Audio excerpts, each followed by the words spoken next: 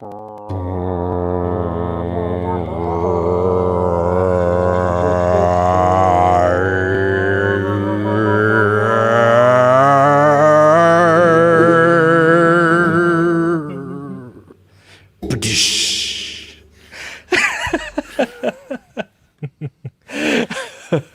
good way to start.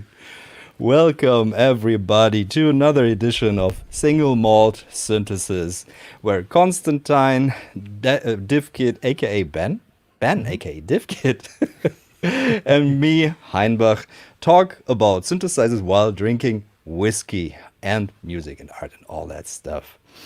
And yeah, today our topic is going to be loops, and we got a special guest, and that is Knobs, whom you might know from his YouTube channel, where he probably invented the format of super lovely top-down shots, narration through text, and extremely aesthetic storytelling of, about pedals. And or you know him from the book that he wrote called Pedal Crush, which is a great encyclopedia of all things pedals, or from the Blooper pedal, and that he developed together with Chase Bliss. So he's gonna be on in about 40 minutes. But first we have to check in with Konstantine, because Konstantine has been working on the title track to Single Malt Synthesis. And not. obviously it's not yet here. That's why we had to improvise. But how is the work going on? I'm having a trouble to get all the string section together. Some of them just don't want to be on the same place to record. So okay. So we'll have to wait for the middle section for the string stuff to be recorded. It takes some time, but it's getting there slowly. Okay. Yeah. Strings I had one what's the name? Cello player that just was so pissed because they couldn't, they needed to put new hair on his 200-year-old bow or something. Like, oh my God, seriously? No, I can't play this. So yeah, I'm working towards it, pushing. You know how it is. I like the dedication to real players, real recordings. Samples aren't good enough for you. We'll have to wait until you can get the symphony in. Yeah. But it's getting there. I mean, come on. Yeah. Give are you writing? Space. Yeah. Are you? I'm curious. Are you writing with Sibelius? Are you writing on paper still, or are you using the Modular to compose? No, it's Sibelius. I mean, I've given up on the whole parch. Writing on parchment stuff. I think it's, okay. With a quill and stuff. I think that's a bit. I need to get up with the times, so I'm going with Sibelius. Okay. Yeah, it's also nicer not to have to write out all these parts for yourself. That's must have been, I don't know, madness. I've been out of the Modular and onto rhythmic notation recently for the first time in a long time, putting dots on paper for an idea, just a random module idea, but kind of dictating it all out in notation I found really useful. It may make no sense to anyone I share the idea with, but it was good for me. It's quite nice, therapeutic actually, after not writing or having to write any notation for maybe 2 years now or a year. It's good. And that's for a new module that you're developing? I'm curious, yeah. Or it's just in the idea phase? It's just an idea. Like I've shared it before Oct came out with a couple of people, so maybe 12 to 18 months ago, but no one is working on it. It's still very much an idea. I have a Photoshop mock-up and notation and a page of notes on things. But that sounds super interesting. Yeah. No, but we're probably not getting any more information out of you. No, come on. We can discuss soon. But it doesn't exist at all. There's really nothing to. I shouldn't. Other than I've been enjoying the notation, I should have said nothing. But there's lots of that though. There's way more ideas than I'll ever be able to implement. So yeah. The point was the notation was fun though. I used to have to do it all the time for teaching instruments, which was good. It meant I had to do it. I was glad I had to.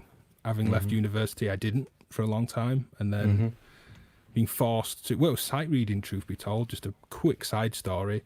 It was instrument grades go from 1 through 8, and I was teaching someone grade 7, and they passed their exam, went into grade 8, put the book in front of me, and said, "Can you just play this piece for me? I'm not sure which one I want to play next. Just you play like 3-4 minutes. And, you know, I did all that years before teaching and it was fine, but I couldn't sight read grade 8 pieces, nor is a grade 8 player expected to sight read the normal performance pieces. The sight reading is always something separate.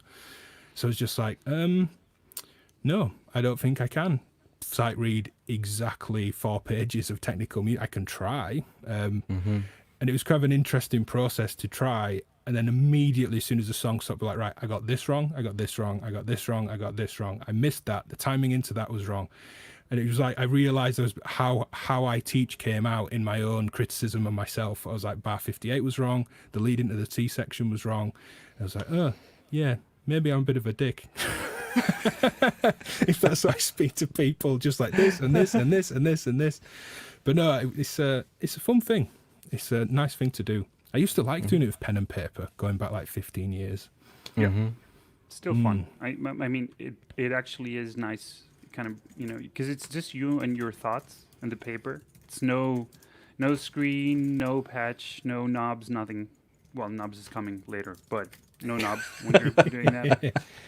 And you know, it's good. It's good, and it's always fun when you, like, if I haven't done it in a long time, which I haven't. But it's like, wait, well, how do you do those squiggly lines again? No, wait, I mean, I've done it a million times, but it's like, I can't write this way. But, you know, it comes after a while. It's nice. Yeah.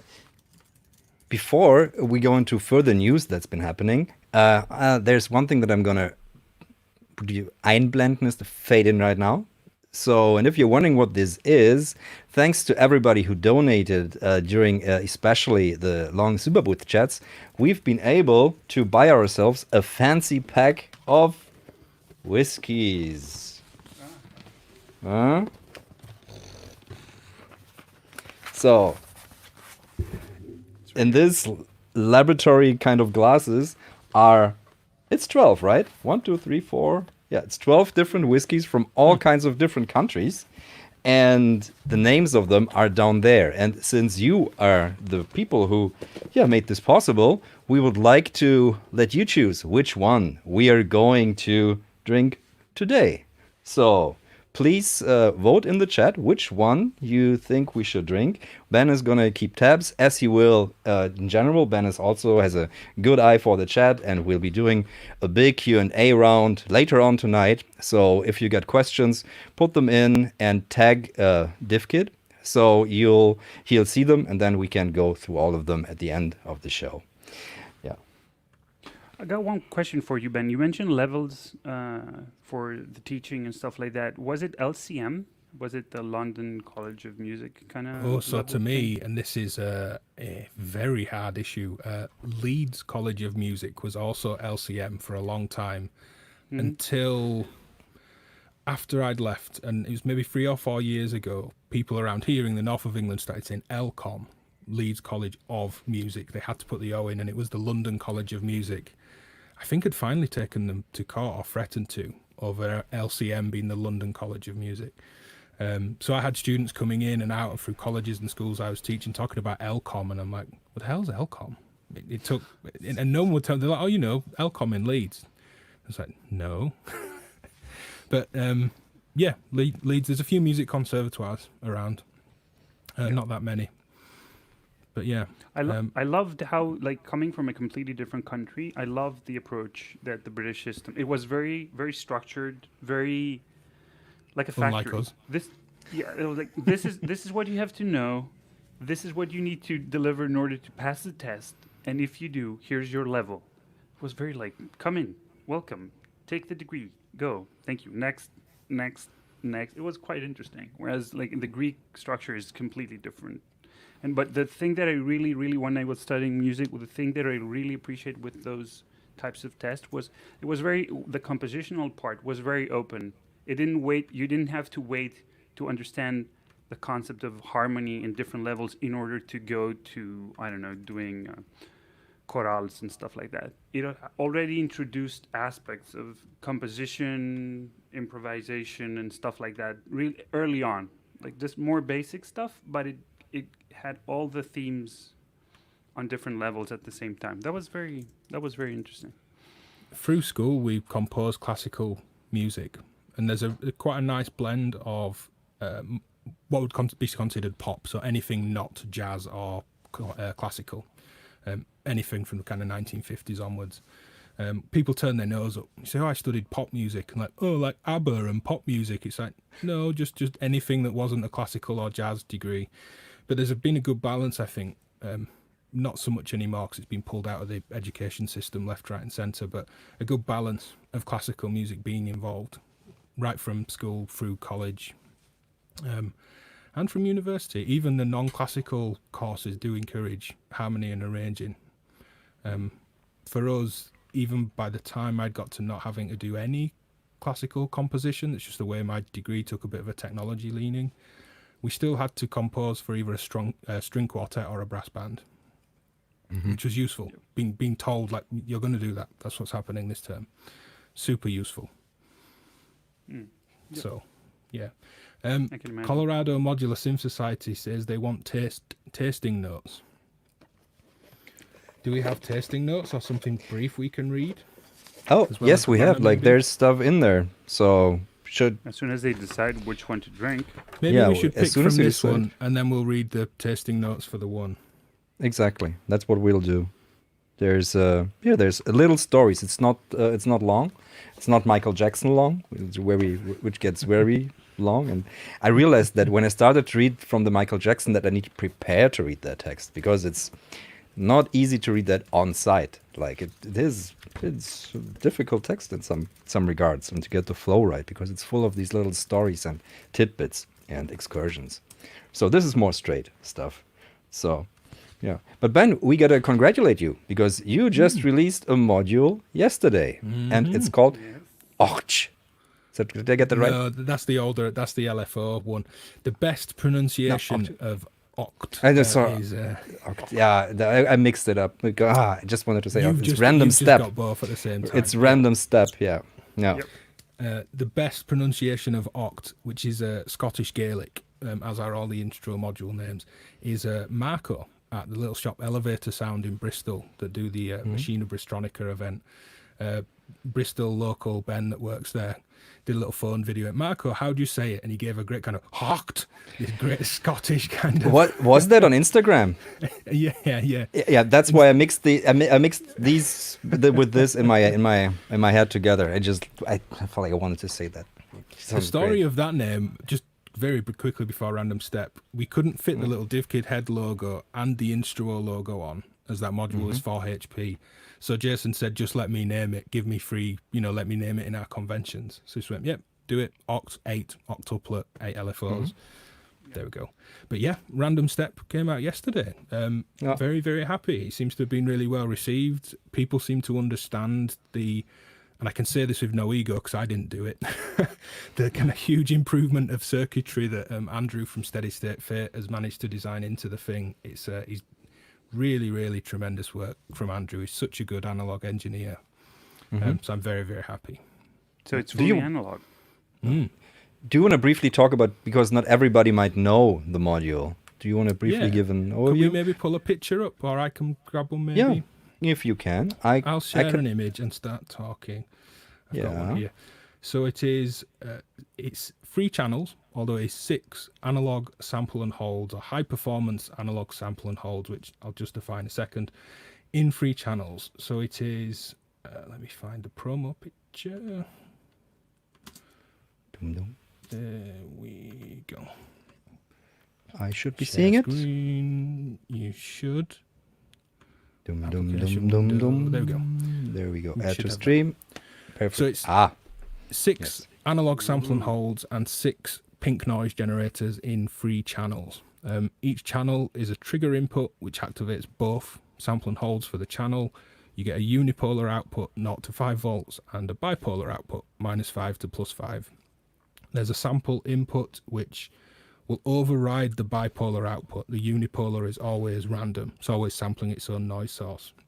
So if you're doing things like sampling LFOs to pull out melodies and sequences, you'll get a kind of bonus unipolar random at the same time. Works right up through audio rates, so it can be a downsampler. When you do that, you can get the noise as an output. sample the noise fast enough, it just becomes a stream of noise, which is nice. And trigger inputs normalized down. So the main things really, other than just being 3 channels or 6 channels of sample and hold, is, well, 1 trigger in to 6 outs. I just wanted lots of random, but not the same random signal sent everywhere. With this idea of kind of humanizing patches. And the nicest kind of comparison for me was trying to hit a drum the same way every time. We can't hit, say, a snare drum in front of us with the same angle of the stick, with the same weight behind the stick. We can't let the stick bounce off or stay on and dampen the head exactly the same way. So it's nice across a whole patch or across something like rings or a bassimilus or any of these complex voices to have unique random voltages, just to kind of get them all just shifting a little bit and attenuate them very subtly. The other thing that became apparent as we were developing it was the quality. Oops, sorry. It's okay. The quality of it the whole time was just tremendous. The whole time is great. It's measurably, and it speaks to this very conservatively in the manual. And there is a video linked under my video in the description, like a little performance measurement test, which, truth be told, I thought was too boring for the demo. But for anyone that just wants to hear a ooh that's not drooping in pitch, then it's there. The whole time's really good, and it will, in most cases, accurately sample volt per octave. So you can have these really lovely arpeggios or sequences and just pull out every, 3rd note, 4th note, 5th note, use a clock divider to do a divided trigger of the sampling. And then, of course, you need to make sure the rest of the patch is in tune and have enough oscillators in unison and that kind of thing. But boring in tune. It's been really, really good. It's something I've wanted for a long time, and we've been working on it for just over a year, seriously. I couldn't go, but someone asked me and I couldn't find. I kept scrolling up Facebook to find when I first said to Andrew, hey, this would be a really good idea. And I didn't find it, and I got bored of scrolling up Facebook messages. But yeah, it's people seem to get it. People seem to have had the experiences I've had where they're sampling things and it's just drooping, and that's capacitors discharging in the circuit. You can't hold a voltage forever. And people seem to get it, that this kind of opens up doors to do different things and packages a lot of it into a nice space. So yeah, I'd say that's Random Step. How many prototypes did you go through to develop that? It was 6 HP originally, and I think probably annoyed Andrew, saying, it really needs to be 4. The kind of mock-up was 4. And then another few 4 HP ones, I think. Andrew was really pushing himself. I hope I wasn't hard on him. I don't think I was, but I was like, it'd be amazing if it would do pitch really accurately. And we'd look at academic papers on why it's kind of impossible to be 100% accurate with a sample and hold. Even if it's digital, it's not kind of 100%. And you're kind of reading through these academic papers, and I kind of switch between technical and kind of more artistic musician mind. I'm like, but as someone that uses Modular, I don't care about this academic paper. Just give me volt per octave. And kept kind of pushing along with it. So it went through quite a few revisions and quite a lot of intense testing. The prototype before this, the accuracy of the volt per octave was different in 2 different cases with different power supplies, which will always be an issue for any module. But with something really sensitive like pitch and this kind of circuit, I was like, I bet, how do we tell people that? And we've been very open. I can't guarantee it will absolutely 100% be exactly a volt per octave, but I've had no issues with this current version. And the demo in the video shows that. So we're very, very happy with it. But it takes a long time and a lot of money, time and effort to develop things. But it's great. It's really loved to see it out. I was such a good buzz yesterday about it. I really look forward to seeing what people do with it. Yeah, I've put it in my rack yesterday when it arrived. I didn't have time to play with it yet, but I put it exactly I put it on top of the analog computer because I feel this is something like that will work really well with that. And yeah, so I'm really excited to try it out together that's why I keep looking over there. It's like, drifting away. This gives me ideas just while you're talking. What could be done with this? The patch, and I'll maybe put a link in the live chat. I understand random isn't for everyone. There are lots of people out there that kind of go, I'm not really into random, and maybe they think of a kind of full sprawling random chaotic Richard Devine-esque patch, or they think of raw random sample and hold two pitches going boop beep boop boop beep, and that's not for me. The patch in the video that really got me quite excited was just sampling an LFO, and it's really simple, just an LFO into the sample input, clock into the trigger, and quantizing the output. So I was pulling steps out of an LFO, and the melody was like Bach, which is just such a beautiful classical melody. Yeah, I heard that. Purely just the relationship of how fast my envelope was looping and the clock rate, and it was just a real kind of magic moment. And I was like, that's why these modules are really cool. They're seemingly simple and maybe not as more utilitarian than musical, but I was like, oh god, this is really good. Have you tried it with the Oct yet? Yeah, nice, because you can't sync Oct. So you can't. Yeah, no, I'm just thinking, like, just plug the first output of Oct at the trigger, the second at the sample, and then the third at the next trigger, and then at the next sample, and so on and so forth. No, I've not you're done gonna that. have two more. That would really pull out and show the relationships of how the tuning of the speeds on Oct was chosen. There you go. There we go. There's a video. Boom. But no, I haven't. I've sampled at the LFOs, and I've sent the sample and hold back to Oct. One of my favorite things with Oct is feedback. When people say, "Oh, I wish it did more than triangle outputs," I'm like, just patch one of them back into the CV in. Yeah, and you get these weird stair steps. You get these like exponential log kind of like waves and humps. Really nice. So it's nice to go into random step and back again. Lovely. That's a trick that I use all the time with the Seat Lombard Z-Drugs. Just to get more than the triangle waves, just plug in the oscillator out into the CV, and you get, in the same pitch, you get saw waves. It sounds very lovely. Yeah. So, cool trick that it works with that. Someone we had on the Superboost streams, and it was really nice to see random step near those Geranalog modules.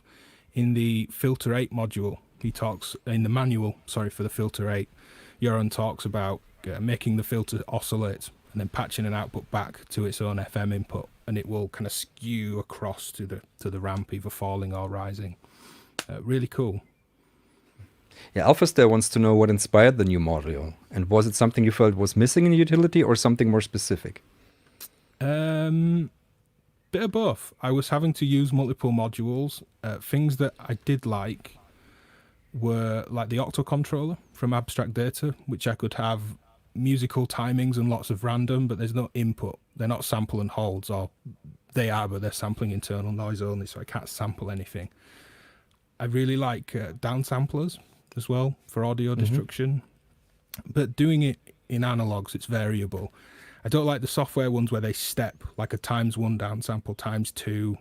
Yeah. The one in Logic kind of like goes, you can kind of hear the clicking.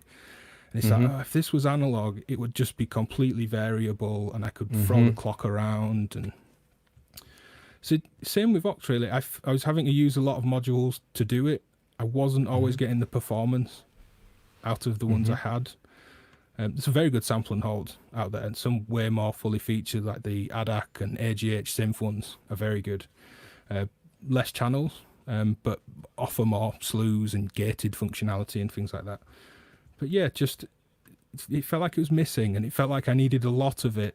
I wanted one module to do one thing really well, and then I can free up other things like octo controllers or Pamela's new workout to do other things that they're also good at. So yeah, kind of mix of both. Yeah, I'm looking forward to playing with this. I might just do after the stream. I see you'll be ready. Asks, how often do you have to rearrange the wall of modules? All the time. All the time. New things come in, and it's, where's their 10 HP? And then I pull it out, and then I realize I need to put the data next to it so we can visualize what's going on. And then there's a gap, and then, I'm very bad. Knurlies are your friend. You're using Knurlies? Yeah. Yeah, best friend. someone pulled that embarrassingly. So they said, "God, Ben, what's that modular graveyard over your shoulder in the video?" Because there's a stack of them that came out for that demo, and I did messy person. I didn't move them, but they're all looked after and they go back in. Yeah. Yeah, for me, it's getting ridiculous. I got another piece of test equipment, which is both amazing, but also it's structurally too much for my table because it weighs like 27 to 32 kilograms. It's a Terzsieb, meaning a sieve for major notes, or like major like I don't know, Terz, like, because relationships thirds. So and the bandpass filter from Siemens from the 1950s, I think. Oh, are they all like 50s. third octave Filter. Basically like the Boulenquier, only the giant version of that. So I had to put that upon my monitor, and because if I had put it on the table would have crashed together. So yeah, that's always a bit of rearranging with all that stuff. But do we have, because I'm thirsty, do we have a vote which one we should try? Which whiskey? We don't, I believe. We don't? Some people mentioned some things, but I think kind of... Was it every whiskey was being called, or is there anything that seems to be a striking favorite? Maybe they can pick a country. Maybe that's a fun, quick one to do. If we can pull everybody's attention to countries of the whiskies, we have whiskey from India, Japan, Ireland, Spain, USA, Wales, Lowland, I don't know where that is, Speyside, Highland, these will all be Scotch islands, Scottish islands, Campbelltown, Isle of Skye, and Islay. I'll give everybody those one more time quickly. We can have whiskey from India, Japan, Ireland, Spain, USA, Wales, and then Scottish Isles, Lowland, Speyside, Highland, Campbelltown, Isle of Skye, and Islay. I think I'm saying that one right. Okay, we get 2 for Islay. I see 2 a for lot USA. from Japan. I see a ton from I Japan. see Japan. Let's just go with Japan. Okay. I mean, they're all going to get drunk. Okay. If they join us for the next 12 shows, they're all going to go. Yeah, exactly. That's I the think goal. Japan has, Okay, Japan has okay, Japan, and we've got Japan. So I'm going to read what it says to the Japan one. Okay, so it's a Suntory Toki, and Suntory is one of Japan's largest producers of whiskey, as they own several different distilleries. The Suntory Toki is one of their new modern releases, and it's a blended whiskey created from Suntory's 3 distilleries, Yamazaki, Hakushu, and Chita. It works great as an easy sipping whiskey to spend an evening with, but the Suntory Toki also does really well in a highball, a popular combination of whiskey and soda that has captured the imagination of Japan. Okay, highball. I might have to actually try a highball. So that's whiskey number 3. No, which one is it? Is it? I think it's 2. 2. I don't know if we have the same... Yeah. Yeah, for those that joined us slightly later, we explained that the Super Chat money from Superbooth that went to support these streams bought us all a tasting collection. So we're going to choose a whiskey per show. I'm sure there'll be more whiskey drunk than just this, but choose a whiskey per show as we get started. This feels so dangerous to do this next to all my studio equipment. I'm having to lean back a bit. Suntory time. We don't get the corking. I love the boom. Oh yeah. Yeah. We were getting. Gerald, did you for relaxing time make it a Suntory time? That's nice. I remember that. It's like an ad. It's from Lost in Translation. Ah, yes. Cool. So Smells good. It looks so much more when you have it in this weird test tube. Yeah, I think they're all 25ml single shots, aren't they? Very clear. That's all it takes to taste it, right? Can't say that of my glass. It's not. Doesn't. I mean, the dishwasher really does madness to the glasses. Doesn't work. Cheers.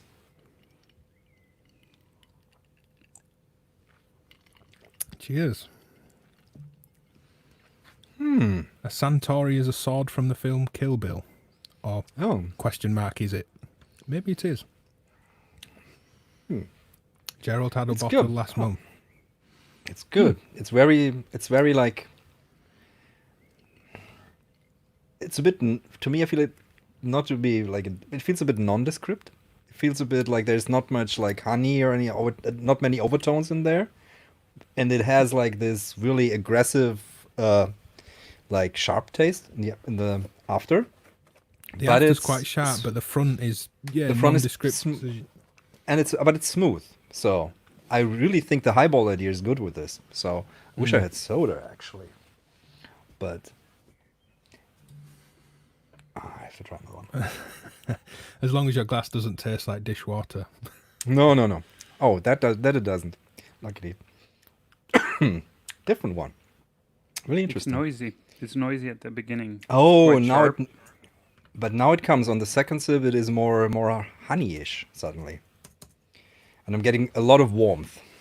Yeah, which is good because we got 28 degrees and I'm sitting in my studio with just all this equipment on. It's also already very hot in here. That feels good. Thanks to Das in the live chat. We'll ask the questions later, but again, anyone that missed, I'll be pulling questions out if you put @DivKidVideo in the comments, so it highlights it for me in the chat. I'm going to pull these out into a document to answer questions later. I feel now I've arrived in the show. This is really Yeah. This puts me in the right mood. So very good, very good. But I've got no space to put the glass anymore. There's too much stuff here. Dangerous now, it's not empty.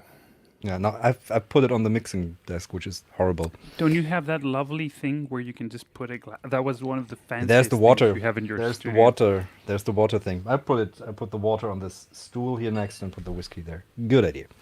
So yeah, no, but my desk is full. I just got this from Julian Röhrig, which is an absolutely tell us mad about that thing. one. I saw your post. Yeah, that's his bachelor project basically. So, and it does look nothing like a student project to me. I don't know. This is a fantastically wooden box with a metal plate. Like, you can hear the quality of the knobs, the encoders, everything is just pristine. Here, Konstantine, you'll love this.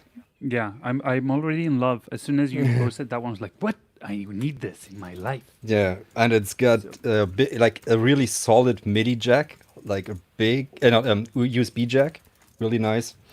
And yeah, so this is the musical algorithm designer, mad short. And what this does, this is a four voice generative sequencer, and you've got. I only spent like half a day with it, and I felt myself getting smarter while using it because I had to like use my brain a lot to understand what it does. But what you get different series, and series are just a set of values, and you can see them interpreted as pitch, or you can see them interpreted as velocity or aftertouch or different things. But in general, this is just data, and then you can combine all these series in the event mode. And in the event mode, you can also do a lot of math. You can math and address different parts of the series, and you can modulate, and you can, there's a whole lot of algorithmic composition going on in there. And I would normally, like, if this was a plugin, like if this was on the computer, I would probably be, this is too many mouse clicks, this is too much for me. But since it comes in this super inviting interface, where you just every knob has a function. So click it, turn the value, click it, turn the value, click it, turn the value, everything. There's no deep menu diving. There's one shift, and that's all. And it's just genius in the way that this is designed. This feels like a product that could come out, like, I don't know, like in a few months, but it's just a prototype for his bachelor studies. And I'm super amazed by that. And he sent me that to like give like an expert opinion on it and cool. Talk for his project. So next week we're gonna talk, and then this will leave the studio again. But it's so exciting what comes out. I mean, this is very, very special, I feel. So yeah, I'm gonna try and make a short video on it, just so people know what it is. And I really hope that this will become a product. But actually, I have no idea if this will become a product, because it should. I think this should be a thing. So, yeah. But I was just going to say it's really lovely to test people's kind of final year degree projects. Nano modules started that way. I met George from Nano at Modular Day Barcelona a couple of years ago. And then he's kind of that right out of his degree into his company, which is fantastic. There was that I'm not sure it made much of a wave across the internet. I did get a quick video out with it, but it's very short. ZOA, ZOA, a Mac Mini sized kind of grey box with a soft rubber ball, like haptic gesture controller.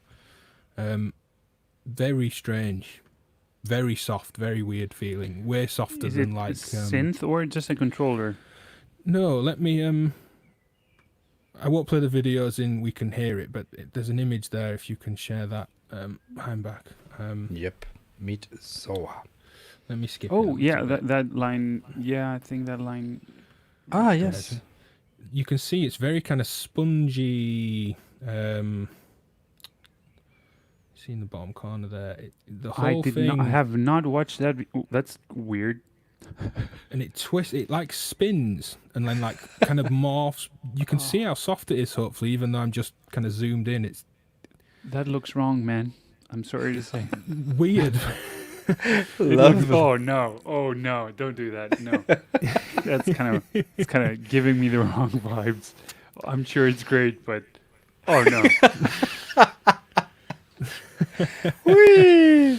Cool. But, it was, yeah, being so much softer than like a Rolly interface or something. It was, I don't know. It tracked very, very well. Okay. I don't think anything happened to it. I mean, that went back to them. I think they finished their PhD they were working on. Okay. I'm not sure it ever came to anything, but one of the more... I know it looks so wrong, but it was good. And I liked that it had that kind of built-in slew almost in the material. You'd let go and the rubber would kind of like... almost like exponentially ramp back to shape, like quickly and then slow as it kind of... Yeah. It looks like something that should be on Kickstarter, and I've got no doubt that it would get funded. Yeah, but not. They shouldn't like. I don't know if it's because there was no sound in that video. Oh, Honestly, there was, but on. yeah. No. I'm just saying that on this one, because I'm watching. Like, what does I feel wrong? I feel violated. But I'm going to put that in the chat if anyone else wants to feel weird in a bit more definition. If you want to feel weird in high definition. I'm going to drink whiskey and watch that video. Oh, man. That is cool.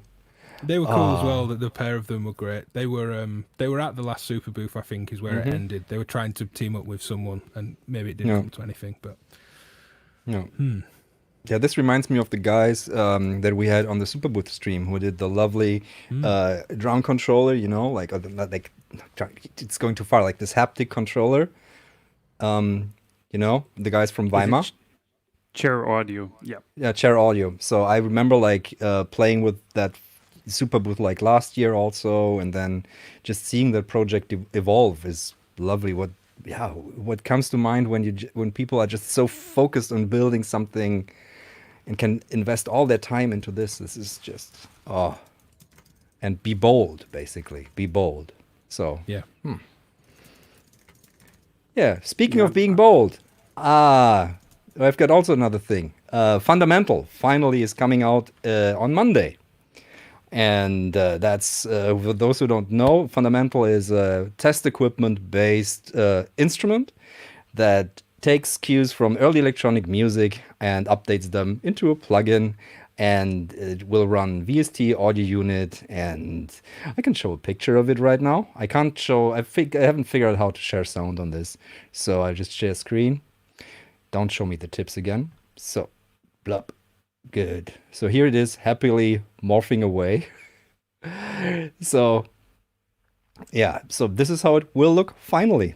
And I'm just so happy that this will finally be in the world, and people will be able to play with it. And we get some fantastic presets now from Blush Response, who worked on some, and Sinan has been very busy working on a project where we'll be covering Studie 2 by Stockhausen with this, where he takes all these different splices and all the different relationships that Stockhausen made, and I'm going to record them to tape into an echo space and then put them back, and he can assemble, basically trying to cover a Studie 2 in a way that sounds not like it's done on a math lab, but more on something that has that sound also, because the acoustic body is very important on that.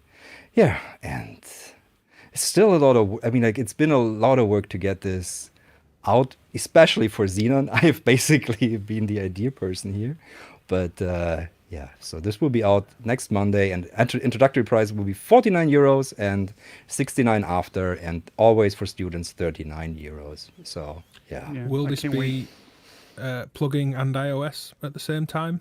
Question in the chat. iOS comes later. iOS is something we still have to basically build. So this will become, we're thinking about in 2 months we'll do the iOS.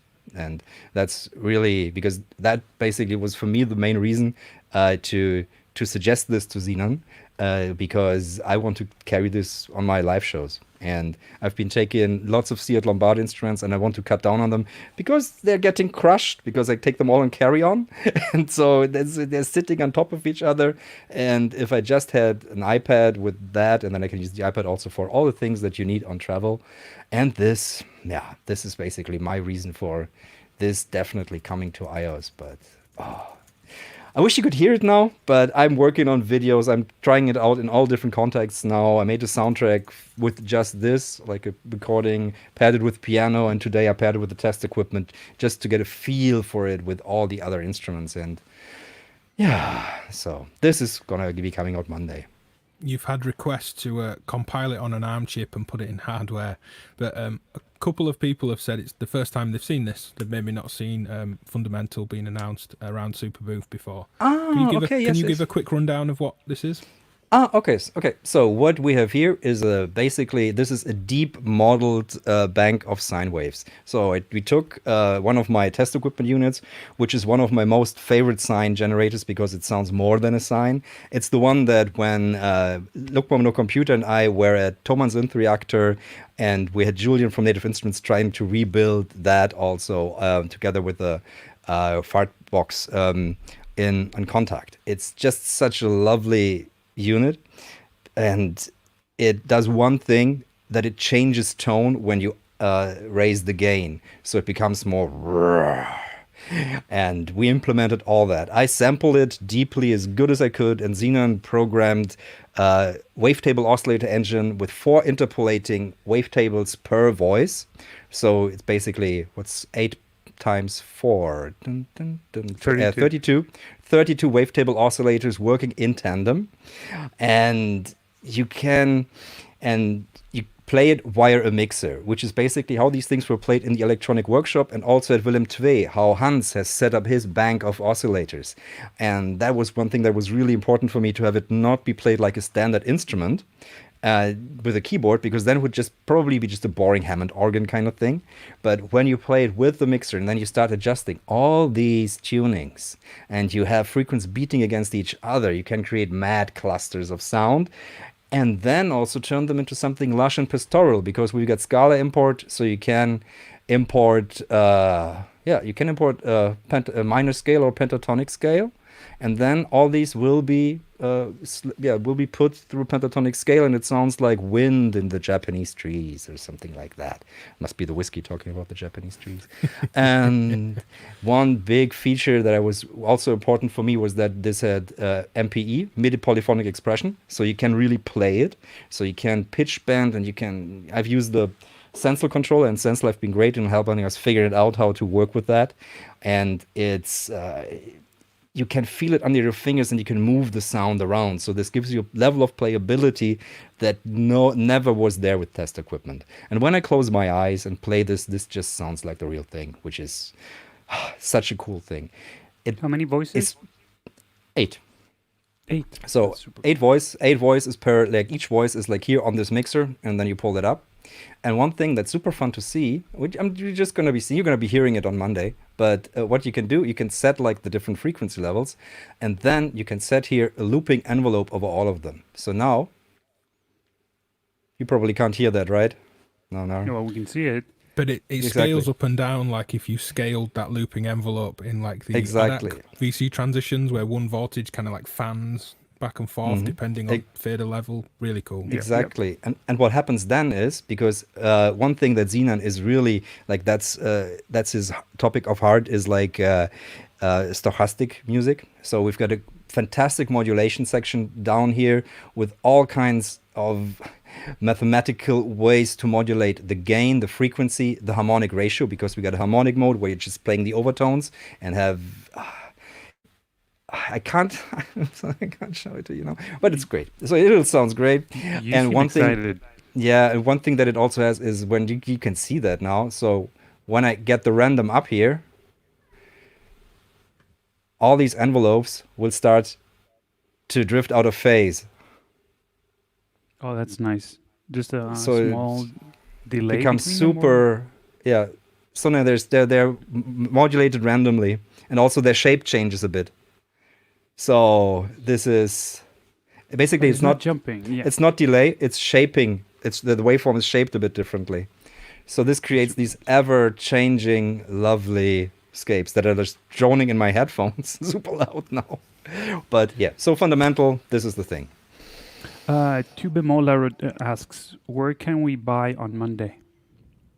On Sonic Lab, basically. Sonic Lab, he's got a web store, and it's with an iLog, which, I would have preferred not to have an iLog, but Xenon convinced me that it's the best way to do this.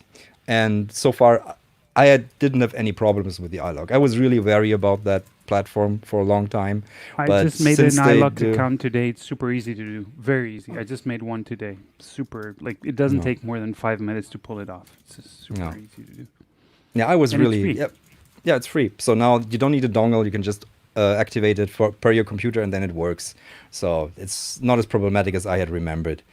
And so it's going to be coming out there on the store. Secret Stairs Records asked, does anyone know if the VST will work through the host module in VCV rack? To answer for anyone else, it should do. If the VST hosts VSTs, then yeah. I've not tried that in VCV.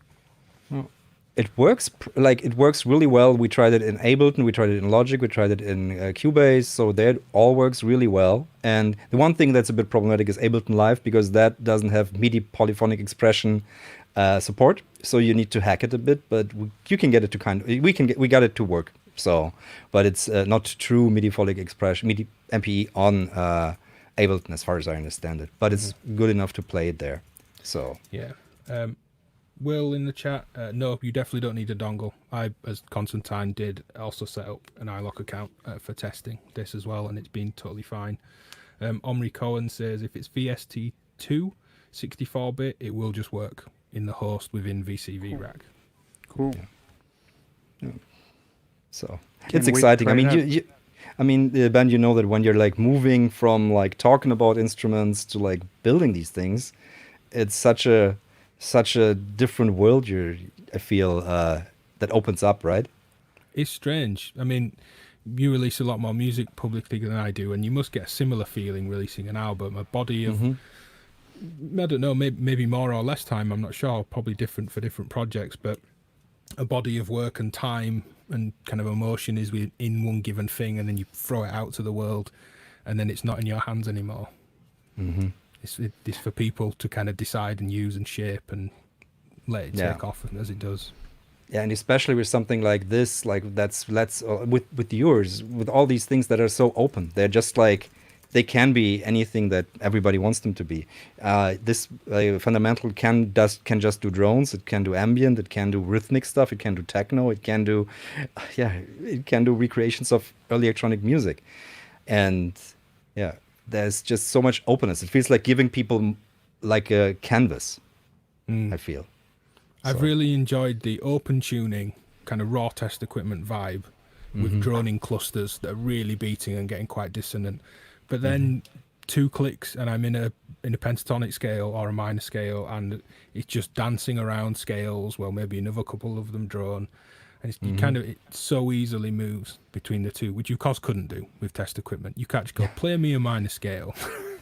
It would it's involve a lovely to be lot able of to do it. hands. That's one of the things. Test equipment really doesn't want to move like to any pitch. It's just stay here, which makes for the music it's nice because it makes you focus like on really beating frequencies and the intricacies. But it's nice to suddenly have like a different option. So that's why it works really well with real test equipment also.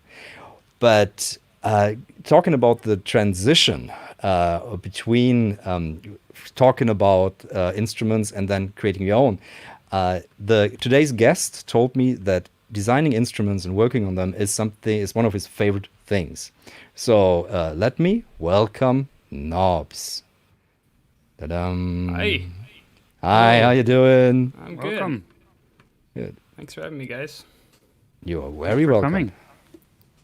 It's a pleasure. So, what time is it where you're now? It's almost 4. Okay. So where exactly are you at? I'm in Toronto. Toronto.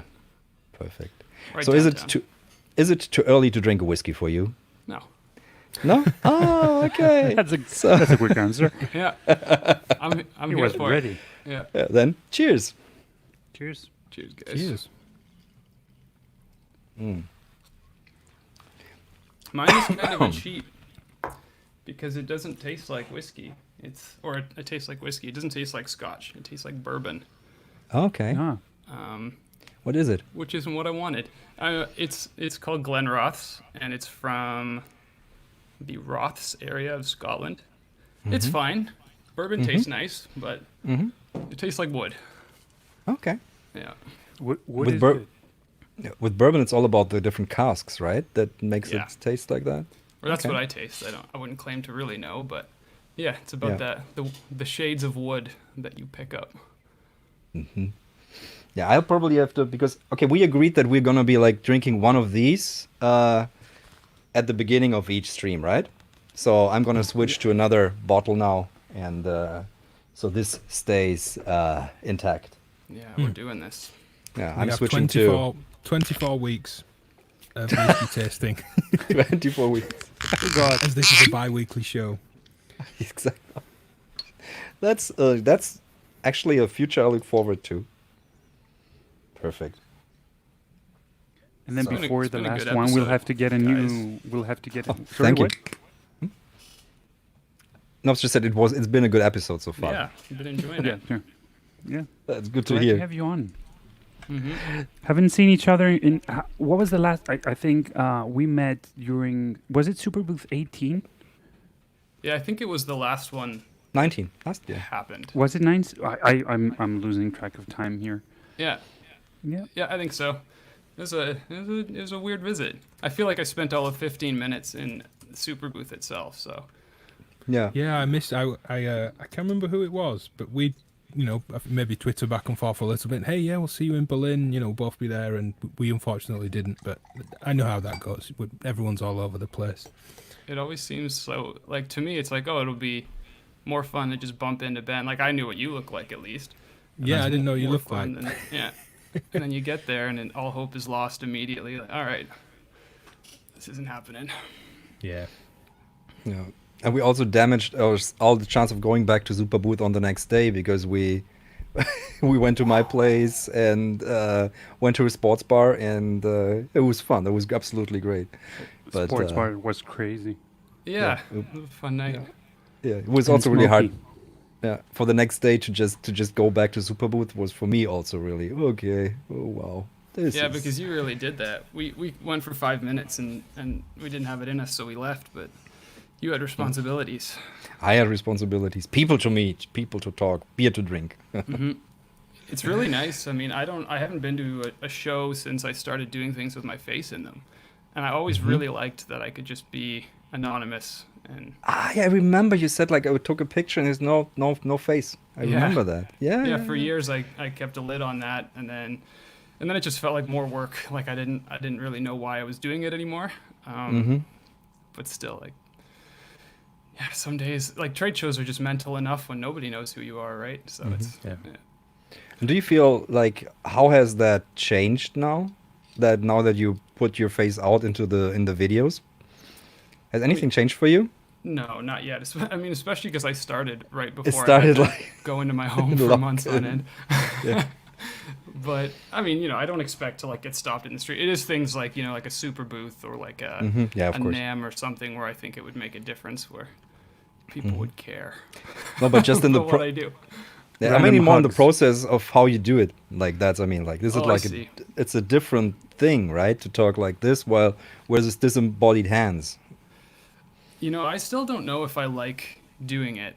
Like even Okay. even watching you guys on the stream, it's like the way that you articulate music or you know whatever you happen to be talking about hits, and I'm like I'm okay with maybe not being the best at that. And so like every month or so I'll like rewatch one of my videos and be like, yeah, still don't like it. Still don't like it. And so I'm kind of exploring it, but if speaking to a camera is not something I'm great at, I'm happy to accept that. So that's kind of like I'm probing, I guess. I'm like trying it out, and if that isn't my strength, then I'll do other things. That's how I feel about it. It's very practical. I think you're in a really nice position because everything up to showing your face was great. Not to just kind of gush on nice words about you, but it clearly worked, and everybody knows that. So it's like the fallback must be a comfort zone of, well, I could just do this thing. And I don't mean in a kind of like, oh, I'm just going back to what I used to do. I really enjoy watching those videos back. So to me, and I also really like the connection I feel of being able to watch you as well.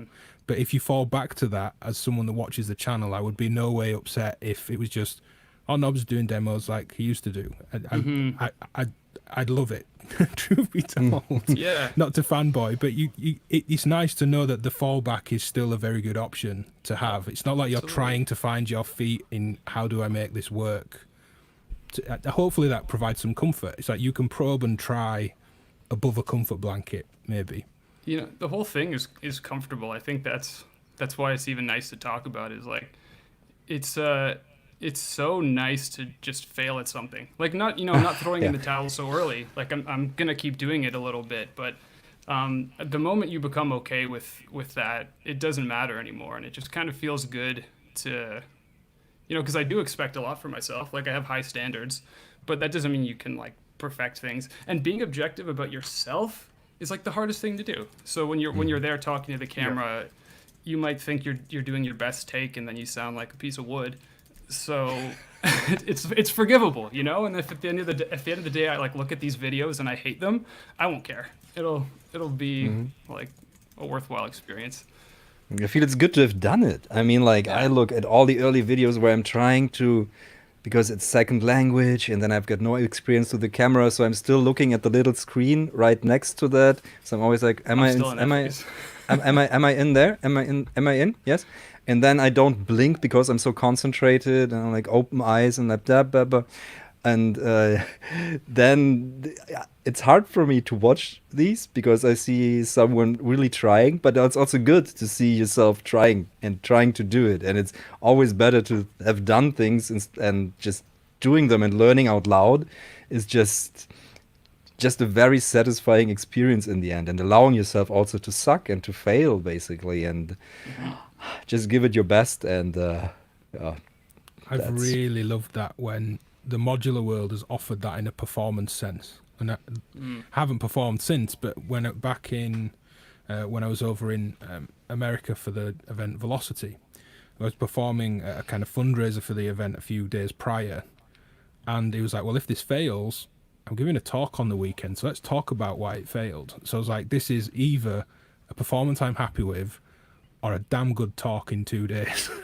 About why it didn't work.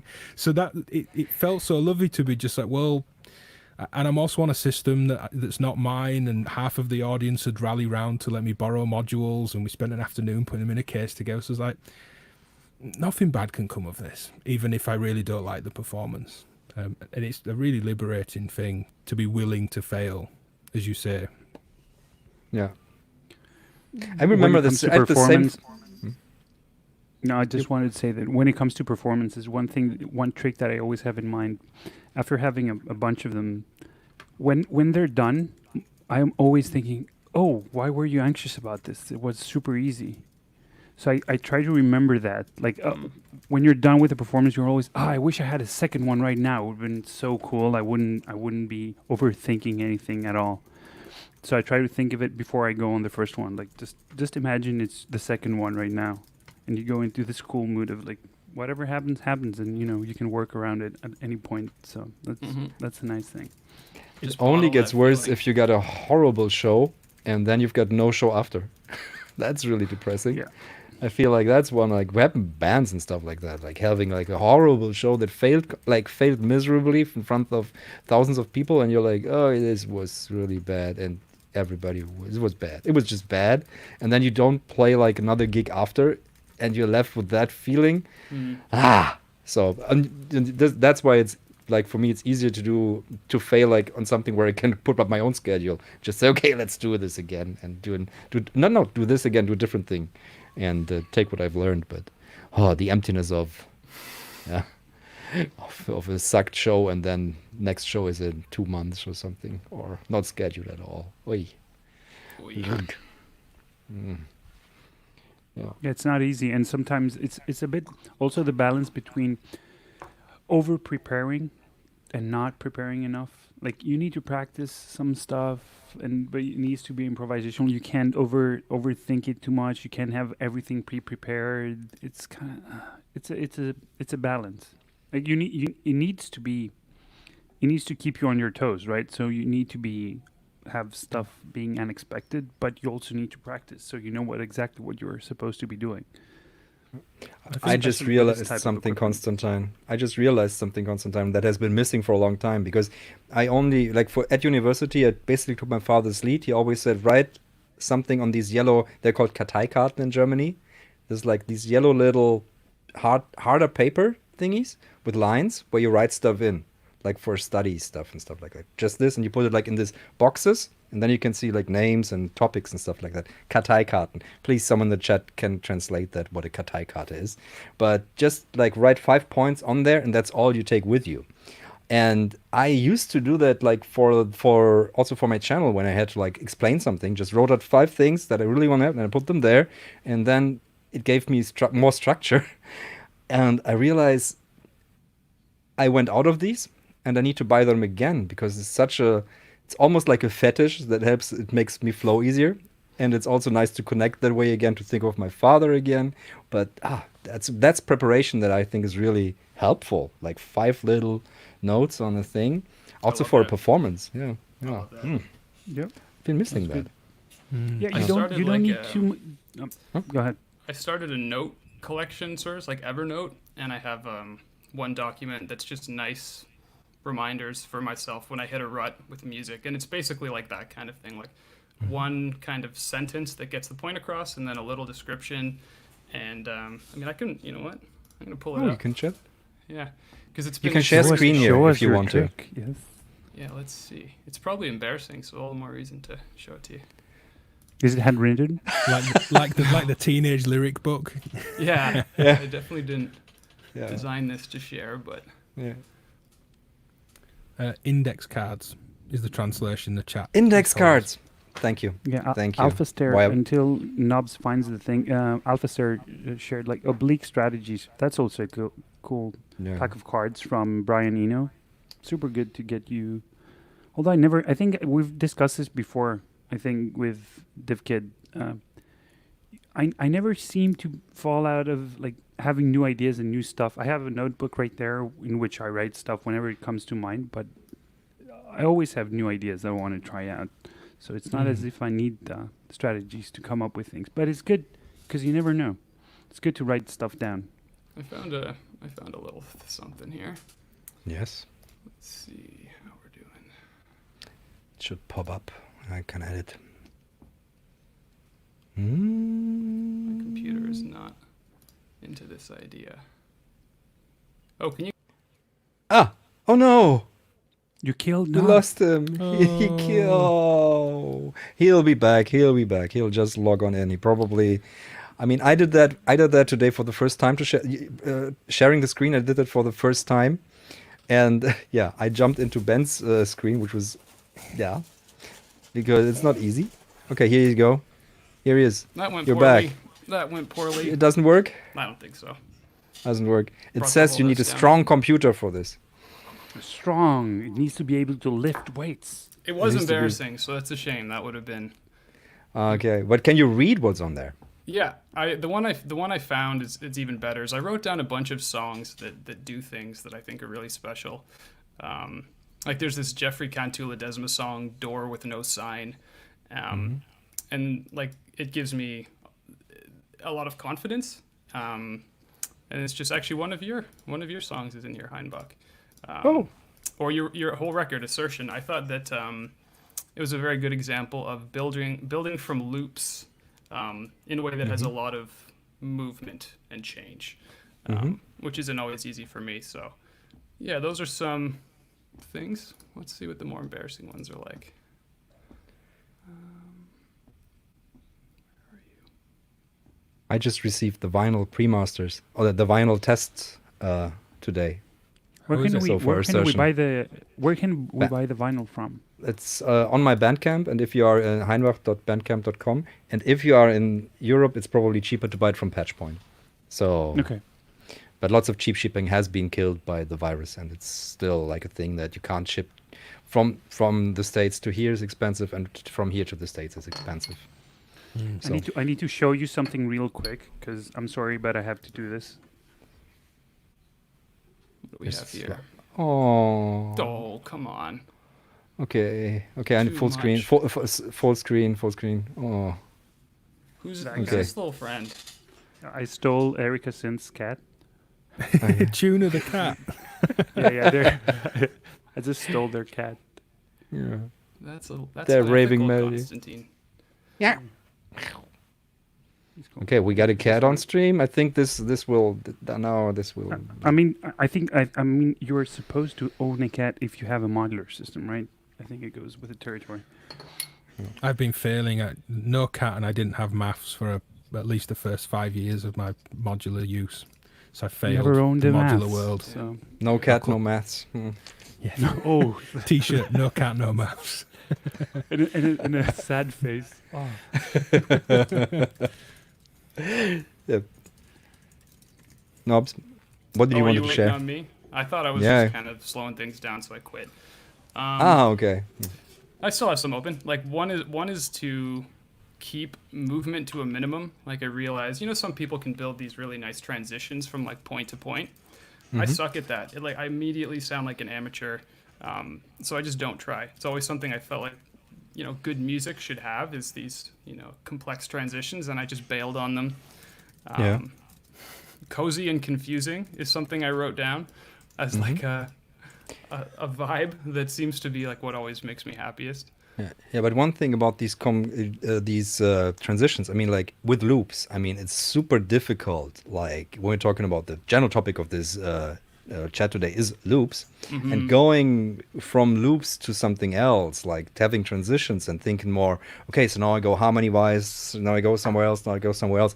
It's really difficult because you build a loop and then to suddenly do all the changes required, for example, to go to another key. That requires you either to have like another loop or already prepared, or you build a new loop, but that's not the sudden change and stuff like that. So there are tricks that you can do like, on pedals, such as the blooper, you've got like fifth, for example. So it's always very powerful to just move to a fifth, and then you already got like kind of a good transition to another key, which gives you like another platform to look at the loop that you had before. Or I cheat by using, not cheat, but I use like 2 tape machines doing one loop, and then I fade in the third one on another key, and then I turn the other ones down, and so that gives me a bit of more of transitions. I mean, to get out of the single loop. Yeah. That's good advice. But generally, I mean, loop in itself is something like not changing is also very strong. I touched upon that when talking about the test equipment, where it's super hard to make anything go anywhere else. So it's always a lot of effort to move stuff to different keys or to create this harmonic tension that you find in songs and in jazz and basically a lot of other music that's more modulation orientated. Orientated. I don't know. Oriented. Ha! Great, thank you. But So yeah. is Japanese coming out? The Japanese coming out, yeah. Yeah, Orientated. You know, I always struggled with that word for some reason. I don't know. a decision I made recently to like allow my music to be longer is to just do everything by accident, like everything, and that has really worked. You know, except for like choosing a key and some things like that. But if I'm sick of where I'm at and I'm ready to go somewhere new, I like make a change before I can decide against it or like think about it too much. And then just like almost like keep moving. You guys know Joe Passes? He's a jazz guitarist. I watched a cool tutorial video from him, and he was basically like saying that if your reflexes are good enough, you can play wrong notes without any concern because you can turn them into right notes quickly. I saw that video. That was super good. It's like, yeah, it's from the 90s on VHS or something, and that always stuck with me, and I think it's true. It's like if you just make a move and then don't stop moving until it's good. Your decisions are actually very few, and it's feeling based, which is reliable. Didn't Jimi Hendrix? I mean, Jimi Hendrix he always played wrong notes until he made them correct, right? It was always like not exactly right, but who cares? And then it was right there. But I'm not playing guitar, so I have no idea. But even with a modular, I think the whole idea is like if you loop stuff, and that's where the loop comes in. So if something is a mistake and you just play it twice, stops sounding like a mistake. Totally. It might not be perfect. It's another like reflexive thing, isn't it? It's like you do something you don't like, your reflexes have to kick in and be like, I need to make this look intentional right now. Yeah. You can. I've been using that a lot, like twice, thrice, make a thing out of it, make it stronger, make it bigger, and go full, own it basically. Own it fully. Own it. And then and then make it into something interesting. That's It's lovely in an ensemble setting when the band around you make it right. And I've been really fortunate to play with some really good people and players that they can pick up on each other enough over many years of playing, where it's like they know that even if you went somewhere you weren't too certain of, they've got the back. It's like, I will pin this down with a root note that is going to make that right. And then you hear them do it before you go back, and then you're so confident to just keep exploring, just round and circle round until things work. Someone in the chat, I forgot who it was, said you're only a semitone away from a right note anyway. Yeah, Very, exactly. very true. Passing notes. Most of them work. Yeah. I was actually recording a loop today, segue into music, and it's a good thing because I played something I didn't like, and I kept trying to basically have this mindset and just be like, it's more interesting now. And eventually I just decided I hate it, but let's just play it and you can see if like you like that note.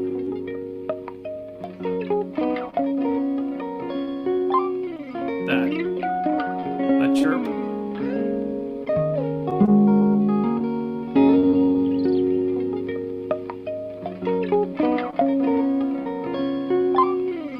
You hear that thing? I like it. It's perfect. I had to change it, but okay. it's relevant. I went through this morning, being like, no, like if you hear this enough, you'll like it. I didn't, but anyway. Why don't you like that? Because it's like it doesn't feel like it's part of the music, because it feels like a glitch to you, like an error, or what's triggering that? It's like I can't fully sink into the feeling of that loop. Like I keep getting like shot out, because I think most of the music I make is intended to comfort. That's kind of the sound of it, and that thing prevents you from like getting into that point. So then, I just did I swapped it out basically, so there's no sharp edges in it. Yeah, I can see that from that standpoint. If that's the intended goal, this might be. It feels like when that is in, it feels like it wants to go somewhere else. Exactly. Yeah, it feels like, okay, take me and now add something that plays with me, maybe. So But interesting. I like these rough edges oftentimes and see what happens with them. But Well, I find myself assertion like is full of them, right? Like that's you obviously don't shy away from like contrasting feelings, or like yeah, definitely. you don't want to oblige a good feeling for too long. Like you'll go somewhere that's more I don't trust it. complicated. I don't Yeah, trust it. and I don't want I to feel leave like- it. That's the thing. I want to like Yeah. yeah. I feel like especially with that album that especially started out with being being hopeful. That was the set goal, but I kept it up for like 1 or 2 tracks. I feel, or 3 maybe. But then I started to no. I have to be more. Let's get a bit more of the world in there and give it some contrast in that regard, so that it's not all nice. But even in my nice, I feel like there's layers there that people say, oh, that I don't. I feel like I get very happy from very sad music oftentimes. So there is that thing that even in my most bright, there is a sense of undercurrent of darkness, which I don't hear. I don't hear. But just, oh, this sounds nice and I'm happy. I get that. A lot of ambient music people think is really sad. Like what can be sentimental, which is a feeling of like, to me, pure beauty and nostalgia and like warmth, can to other people just sound like depression, like giving up, Yeah, it's such interesting. Uh-huh. Just thinking. Yeah, about well, it. but nostalgia does contain sadness in it, right? In a way, Does Like it? longing. by definition. I've always thought of nostalgia Yes. as looking back to the good time and remembering it how you want. Like a nostalgic it's- moment being how you remember it, and really you go back to these places sometimes. It's a physical location, and you realise it's not your nostalgic version in your head anymore, or it never was. You've just made that version over many years in your head. It's nostalgia is a combination of 2 words, which is nostos and algos. And nostos means looking back, like missing something, and algos is pain. Oh, okay. So there's at least part of pain in nostalgia by definition. Doesn't mean it has to be. We all know there's good pain and bad pain.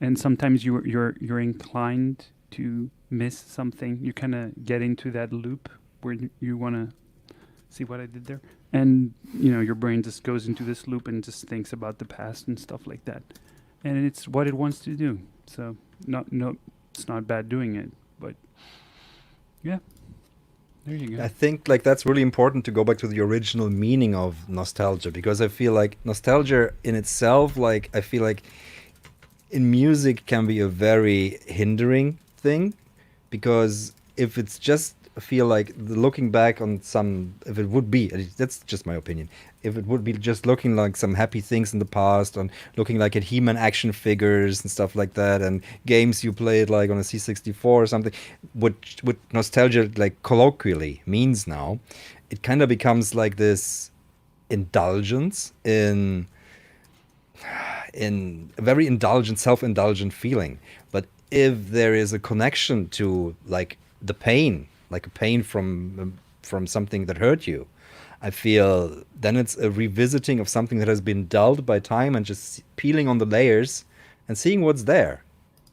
So that would make something like this word that reclaims basically nostalgia, the value of nostalgia in music for me a bit, because of going back to the original definition, the original Greek, of course. I need to have a pair of glasses whenever something Greek comes up. Like, no. Wait a second. It's cool to know. It kind of just sounds like nostalgia has like it's taken on a different meaning. Like, Yeah. I don't think. As words do. Yeah, as words do. I don't think there's a lot of pain the way that nostalgia is commonly used. No, But that's well, kinda yeah, interesting in and of itself. yeah, and it's hard to kind of explain some stuff. That I think one of the beauty of knowing a couple of languages is you kind of see the different. That maybe if there's a straight translation from one language to another, they don't always fall on the exact same place, and it kind of helps you. Totally.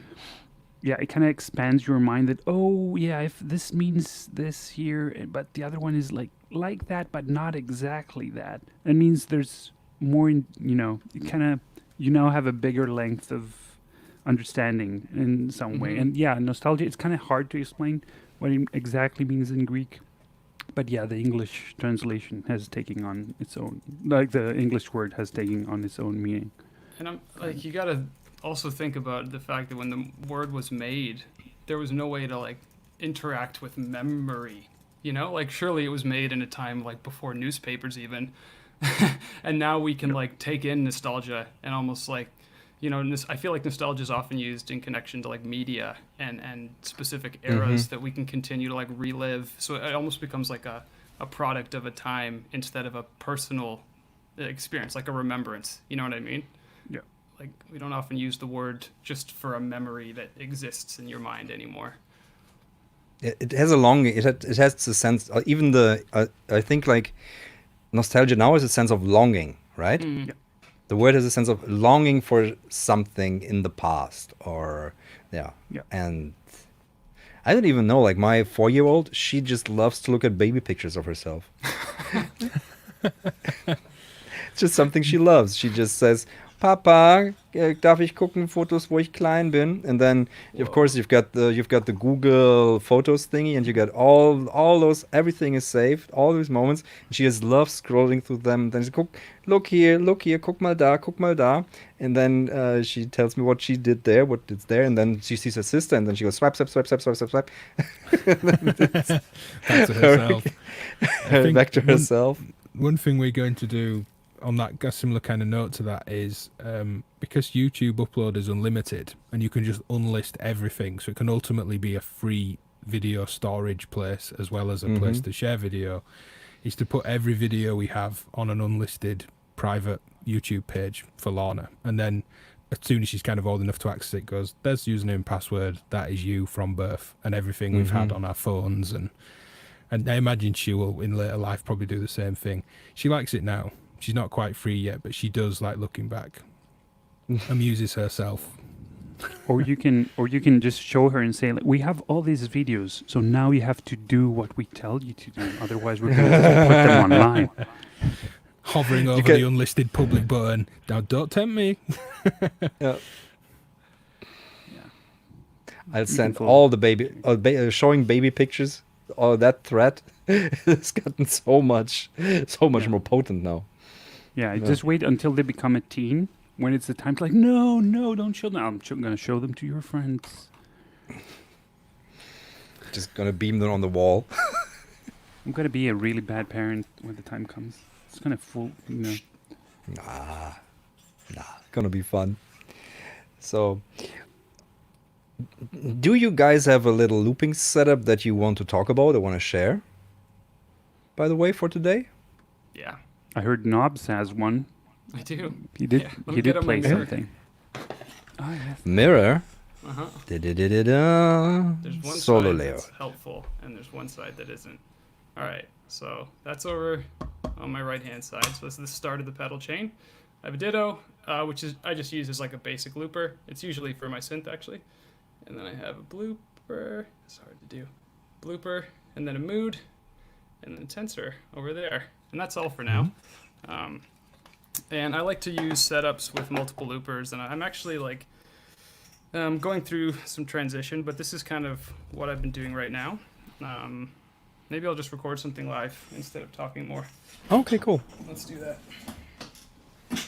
Wagyu keeps expecting Cuckoo's face to appear in the mirror. You need to say it 3 times like the Candyman. The jack on my guitar is a little messed up, so you might have to endure that. So what I'll do is I'm going to start with the kind of inside looper so that I can record on the outside looper without one feeding into the other, basically. So they're separated. And yeah, I'm going to turn off my brain and make some sounds for a little bit.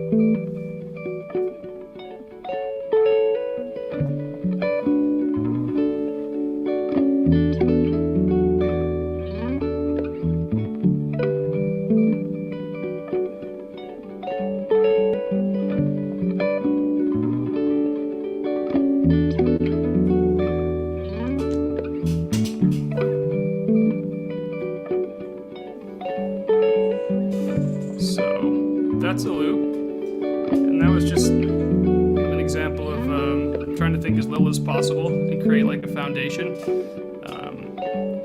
And when I started the loop, there was no beginning and no end, which I think it's useful for making a loop go further, having more mileage, because the pattern doesn't reveal itself as quickly.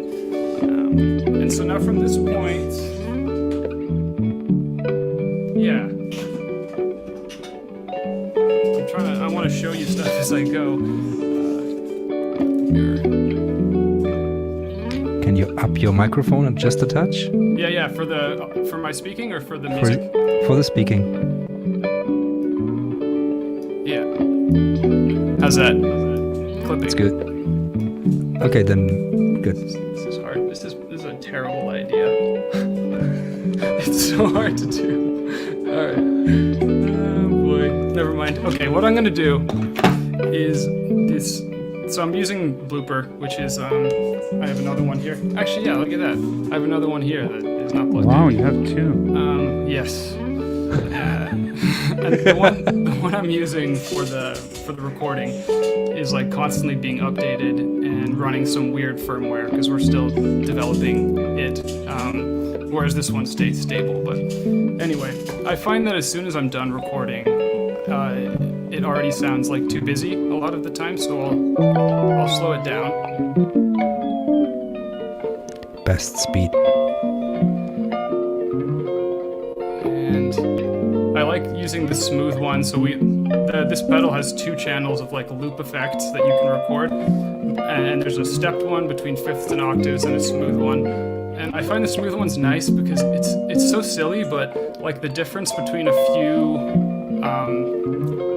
millimeters or whatever, a few turns, is so profound. Like a loop can go from not interesting to useful, and so finding that sweet spot is really important. So anyway, this is cool. And now I have to find the key again, but now what I'll do is I'll record something even longer on this other looper, and then have them kind of bounce off each other in this unsynced way that it's a really easy way to make a long, evolving piece of music. It's a lazy way to make ambient music.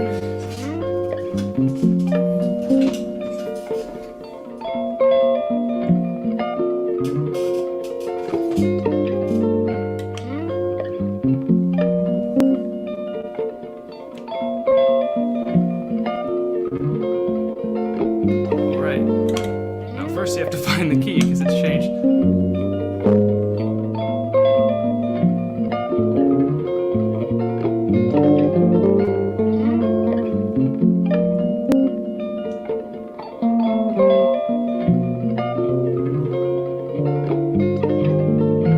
And sometimes you'll get stuck in no man's land, and that's just gonna happen.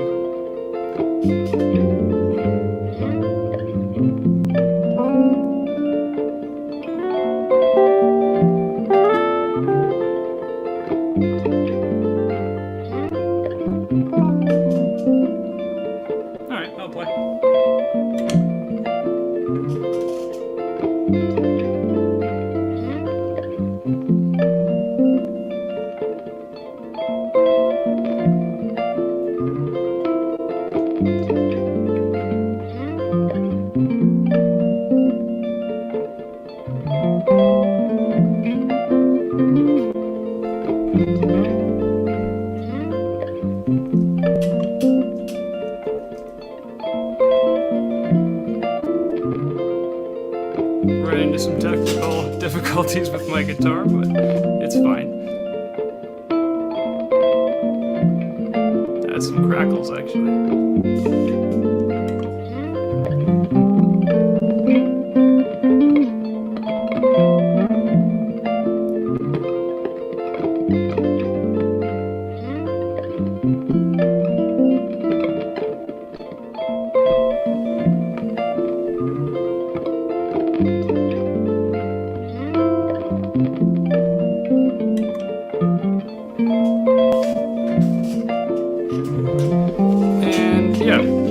And so I keep a tensor at the end, which is nice because it's this kind of real-time tape thing. So you can run these two different loop pedals into it and slow them at once as if they were one tape machine. So let's say I was done with this thing, just and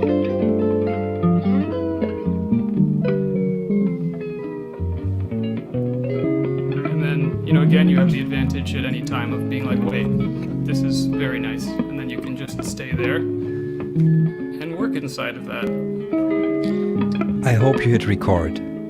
I didn't. Oh, Actually, because like, that sounds lovely. thank you. Let's mess with it a bit more. And then I have one other pedal in the middle. It's a micro sampler and some effects.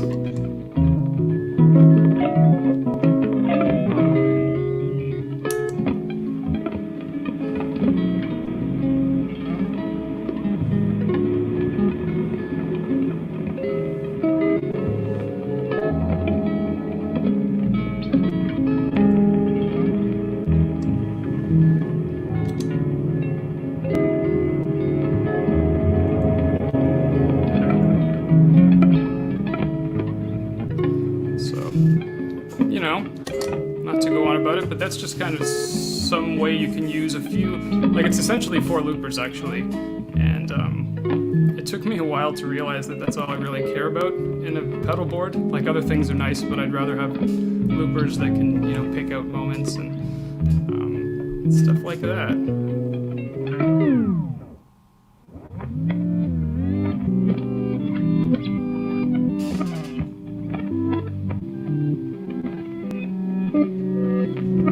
Never tire on any device of the movement through kind of zero of pitch down through to reverse.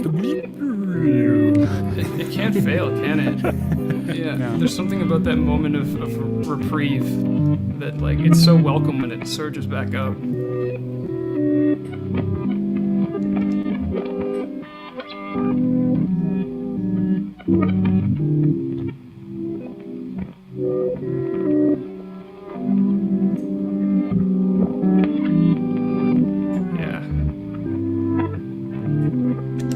So that's some stuff. I mean, it was a little messy, but that's some looping. Mm-hmm. Please tell me, is that now gone? Did you kill the loop, or is it still playable at some point? It's still playable, and I could That sounds save really good. I could save the important parts. So Very you just nice, need a very blooper nice. per time, right? You go put that one on the shelf for next time, and then you get a new blooper for the new loop. yeah, I got so many. Just of pull them. the bloopers down. Yeah. It just puts a note, like the date and time and like cool stuff, and then just puts it on a huge shelf with just only bloopers. Sorry, we can only save one thing at a time. Can I do one more thing? This seems like self-indulgent, but I actually think it's cool to talk about if people are interested in like looping techniques and stuff. Is delay style looping? I can do this really quickly. Yeah, please. But I just think it unlocks a completely different approach. So, you know, more and more loopers will have like some kind of fade feature where your old layers can fade into the background, which basically just makes them delays with long delay times. But there's also, I think it's becoming increasingly popular for delay pedals to do this instead of that oscillating behavior where it just gets louder and louder. And it's a really different approach to looping because you're never safe. You know, you can't like close the recording mechanism. And so I think that encourages a different approach, a different behavior. And if you want to have even more fun with it, turn the mix all the way up so you can't hear what you're playing in real time. So again, you just can't get in your own head or in your own way, and it's very reactive. So let's try that.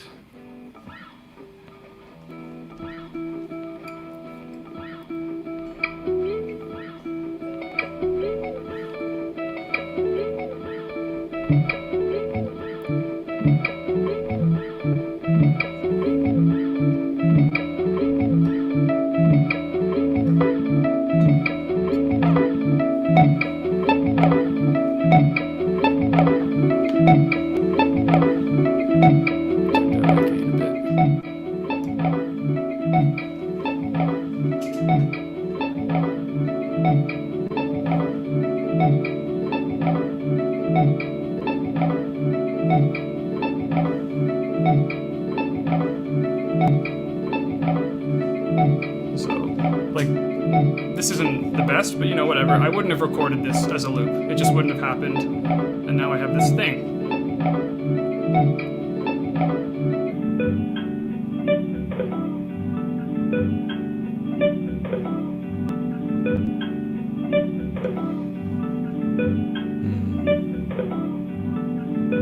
You know, and when you make music like that, there's almost like no ego or like ownership. You know, I don't know what the hell just happened, so you can like appreciate it and just take it in.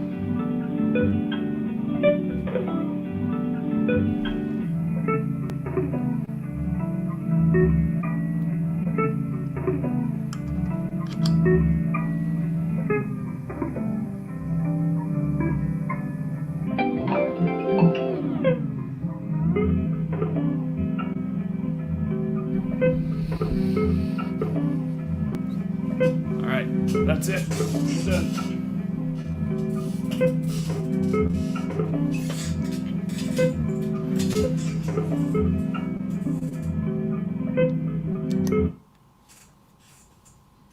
So that is basically Aw. playing into an endless delay, right? Like a long-lasting delay. So, Yeah. but it will degrade at some point, so it will be lost, right? I guess I said two things at once, didn't I? I mentioned like loopers that fade out and then delays that don't, which are not the same thing. No, I'm okay, talking yeah. about some delay pedals basically have infinite like stable infinite feedback. So that yeah, wouldn't fade out. And with this particular pedal, which we did on purpose, you can turn it off and it's still in there when you turn it back on, which is cool. But you know, there's something about not being able to shut off the recording that it just makes you get on your best behavior and yeah.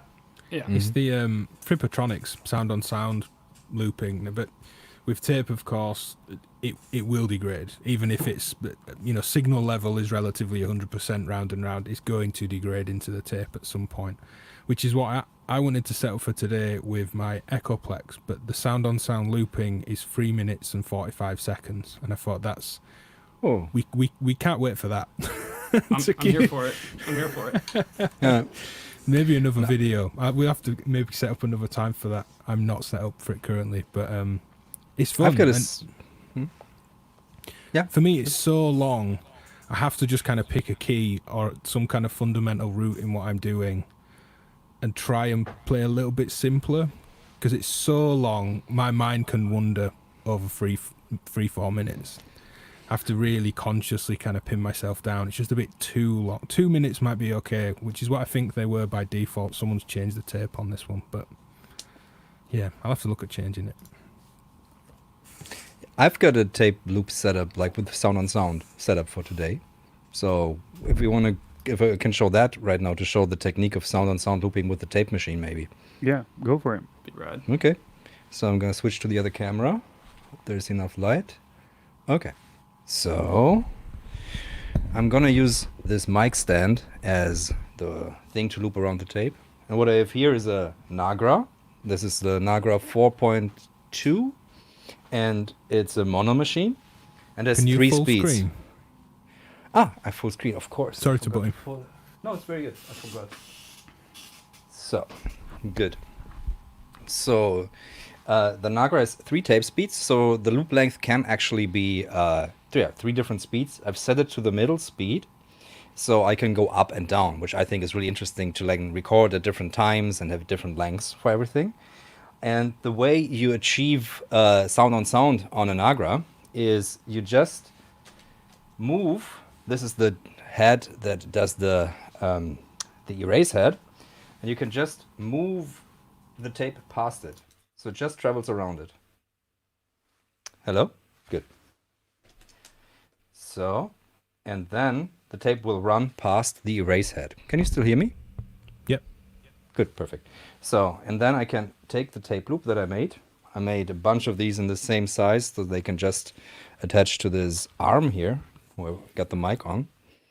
And I have to kind of move it in the direction so that will influence the way this will work. So, exactly. And I should already have erased that loop so there's nothing on there. But now everything I record won't get erased, except because you're removing some of the biasing that the erase head does. the signal doesn't record as cleanly as it normally would on a Nagra. So there is definitely some funkiness going on, but I kind of like the sound. So I've set the Nagra, now it's always set up to be on bus number 2 on my mixing desk, so I can play basically anything in the studio and loop it immediately.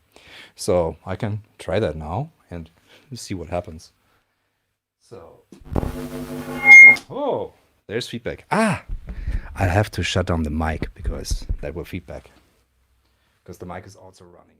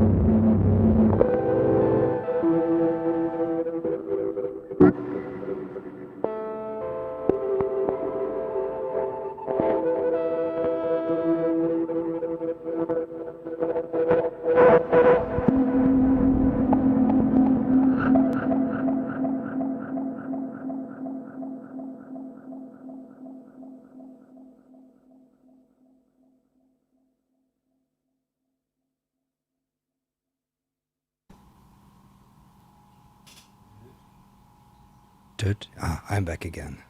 So switch cameras. Yes. So the nice thing about this is I could use 3 different speeds, I could play stuff in it, and of course now I have this loop. And this loop is like a recording now. So this is like something I can use in so many ways. I can cut it up again, I can just use it in a performance. This has already become like a composition. So I can process it further, and there's so much I can do with it now. So It was wonderful. thank you very much. It was fun. I really love anything to do with. It's just exciting to see like the physical tape move around and what it does. It's, no. It doesn't hurt. True. Yeah. What do you have set up, Konstantine? I have far more simple setup because I don't like having way too much stuff to loop. I'm just gonna move the camera right here.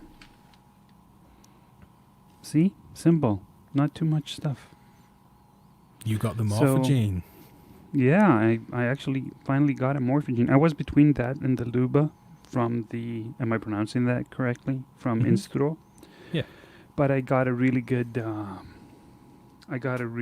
price on this one and a part trade. So, yay. And finally got one. You know, I'm the kind of person that actually gets the super fancy mainstream modules a long time after they're a big thing. So Soundhack Morphogene by Make Noise, super cool. And then Scooper from Roland, and that was a nice pop. Thank you for that. I wish I could record that.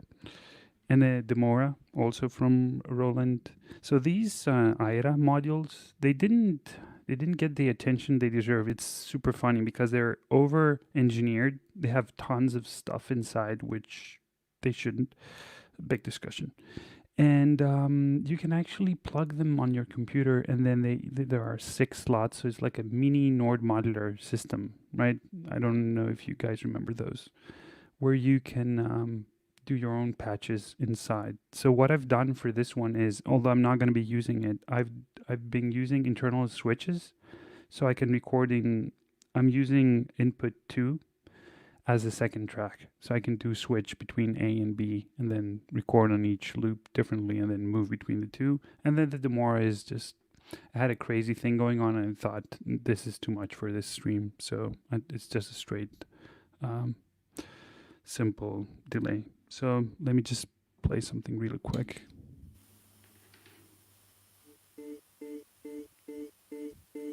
Just got a a cappella recording. And the nice thing is, this is just a simple delay, but I'm using it because you can actually bypass stuff.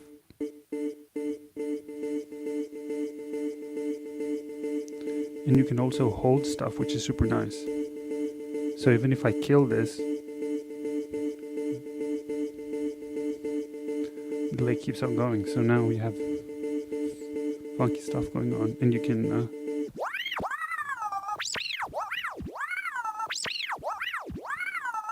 and it's going to loop that, which I absolutely love.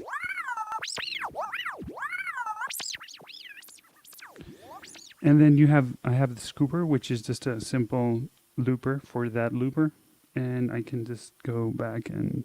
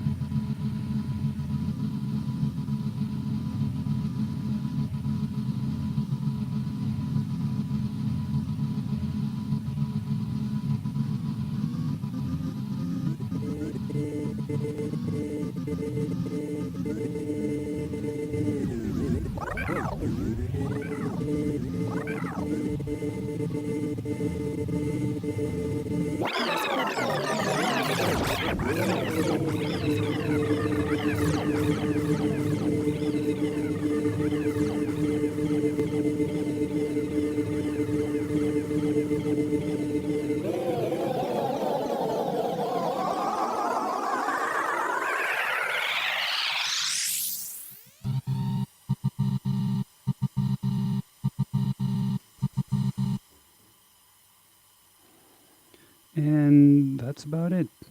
Super simple stuff, but especially in the context of keeping things simple for this particular stream jam, because I don't want to make too, overcomplicate things.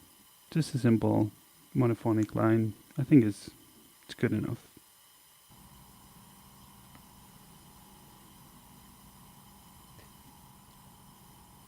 That sounded absolutely lovely. Yeah, it was groovy. I was Yeah. dancing.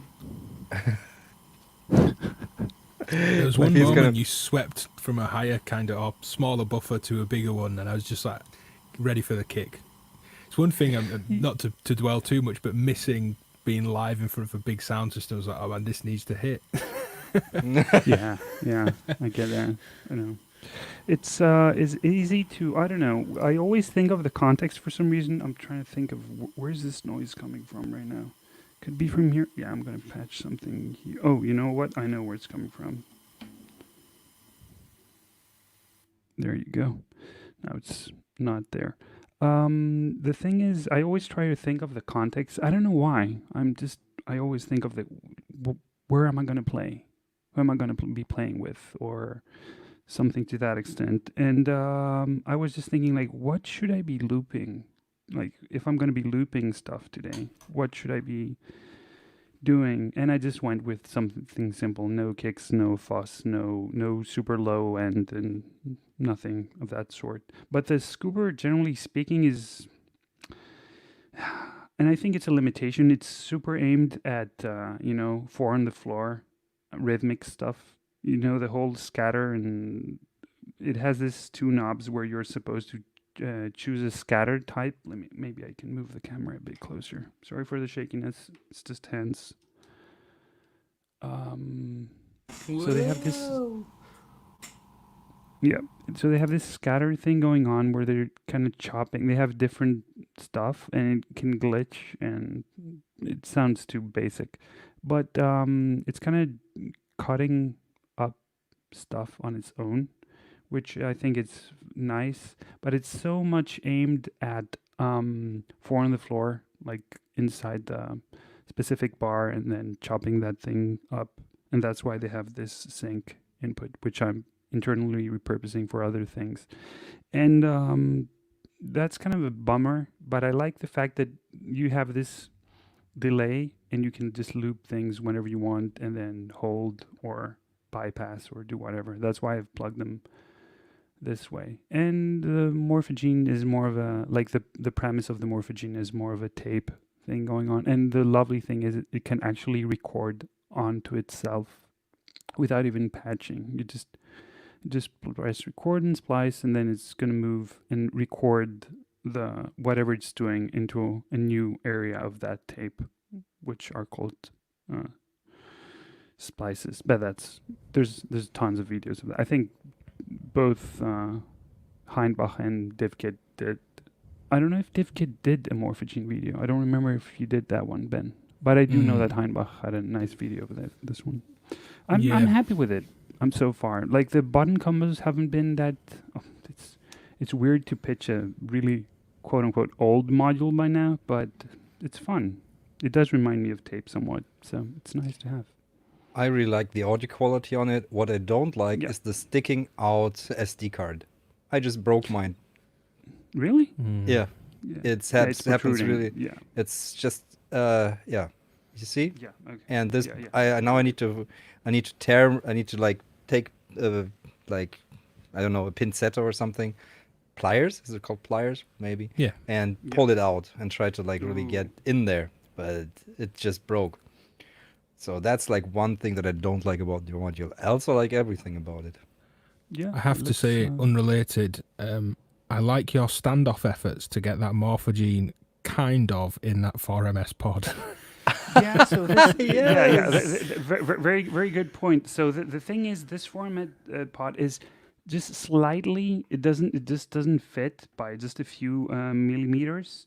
But I've never had a problem. I never let that thing stop me. So I'm just using standoff to just keep it in there. It's not gonna stay in there. It's just gonna go in a. I need to buy a very small case where I'm going to put the morphogene and a iteration of clouds and make noise QPOS filter in there, just as a manipulation for my piano case, because I do think these modules work nicely on piano sounds. So, and this is going to be my remixer. You know, you come up with a nice section during a live thing, and then you record it here, and then you do a remix, and then you can go change your patch up while this is playing, and then you play that out, and then but you can always go back, and that's the main thing for me with loops. Just to get back to our main point today, for me, loops is a good method to create different sections, and so that you can present something and then go to a completely different direction, but then go back to the original one, and people are going to be, yeah, okay, I heard that before. So it kind of creates coherence inside a piece or a performance. Yeah, I'm going to go back to showing you my face now. It's such a nice setup. I mean, like the diversity of the setups is lovely. Ben, do you also have a setup here? Yeah, so I'll move. I found an old webcam, so it's over there, but the mic needs to stay here. So I'll move camera, but I will talk it through before I move over and play some sound. So you struck gold by finding an old webcam. Well, by the quality of the image, it might not have been gold. I might have found some more pennies in a stream or something. But a couple of things I do like very much and know well, and something I am enjoying but new. The Bug brand PT delay is end of chain after blooper. And then the new thing is the Brunswick, the little DIY synth from Future Sound Systems, the little white box. And the key step is just giving me a Volt Pro Octave and a gate. It's a dirty little synth, I've got to say. The first time plugging it in today, you'll hear that as the filter cutoff rises and the VCA, it does that like kind of spitting fuzz like sound that you sometimes get when notes die out on a guitar into a fuzz pedal. They kind of like spit a bit before the note disappears. So there's an interesting dirty kind of synth sound to it.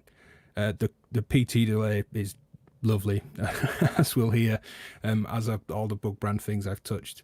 And blooper, unlike knobs, I'm using modifier 4, I think it is, that is the pitch quantized shifting. So I'm using it purely as an octave shifter in add mode to just add notes and build chord layers out of mono synths. That tends to be how I find myself using the blooper with synths. So yeah, let me play some sounds.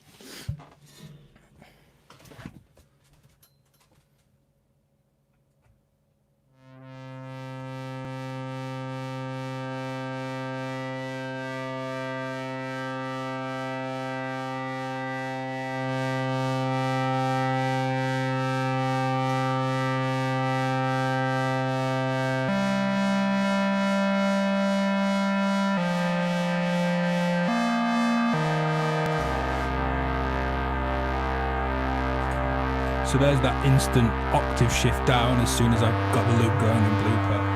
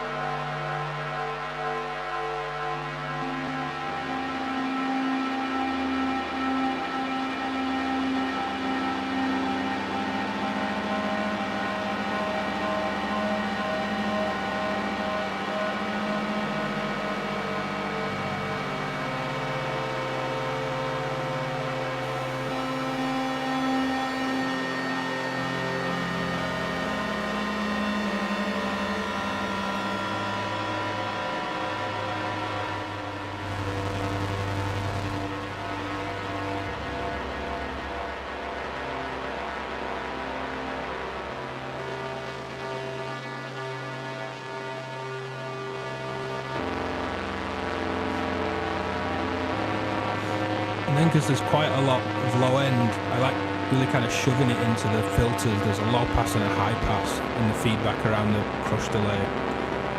Got a little bit messy. The tone of the Brunswick's maybe a little bit too filthy for the kind of setup I've got, but it's a fun one once it's kind of slammed into the filtering.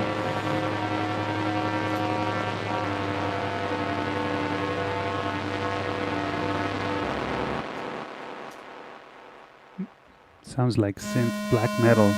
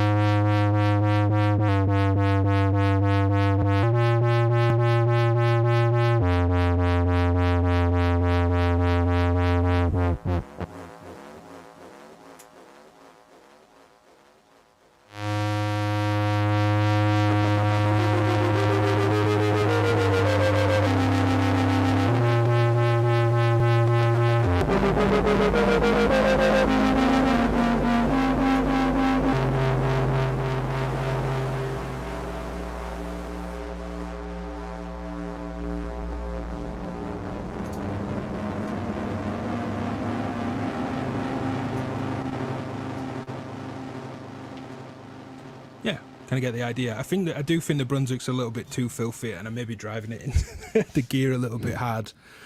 Sounds good. But it's kind of filthy on its own. It's as I say, you can hear his notes decayed before I brought the loop back in. You get that kind of like as the notes kind of spit like a weird fuzz pedal. So just been playing around, trying to build chord tones. I really like that the single LFO on the synth, like many mono synths, is obviously at half the speed once you've taken the pitch down an octave. It's quite nice when you start playing with LFO speeds, and they all have as you go octave down on the pedal. That setup sounded way bigger than it looks. Yeah. I mean, look Good at point. this. I'll go back over to the synth. It's That's awesome. but it was a DIY project. How was it to build? I didn't build it, but the Super product easy, itself. Sorry, yes, it's so easy, the easiest one ever. Future Sound Systems built it for me, but it's I don't think it's too bad of a build, but it's very primitive. I think it was about as simple as maybe Finley could make a synth for a DIY workshop, so people could build them in a single sitting. Cool. There's something kind of quirky about that. The idea of it's the most bare bones synth it could be. It just does enough to be an oscillator that will track. I mean, the waves say pointy and square. And yeah, kind of sounds more pointy. Yeah, I don't think it's a clean saw wave though. But it's interesting. That's a nice starting point. Hmm. That was fun. It's a good Gentlemen. attitude for a. It's a good attitude for a voice though. It doesn't try to be too much. It's like, this is the best I can do. Just leave me alone. It's humble. Just I mean, now that we've explored each other's setups, should we try and play together? Yep. Yeah. Yeah? Yeah. Okay. Resounding, yeah. And shall we I'll try to quickly- go for... Yeah? I was going to say, I'll quickly check that I am actually giving you maybe a C as a route, Okay. and then we'll build from there. Okay. Okay.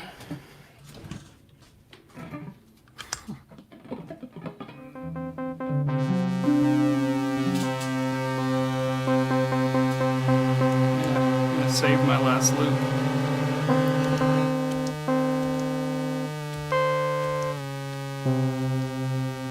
Yeah. Got it. Yeah, that sounded good.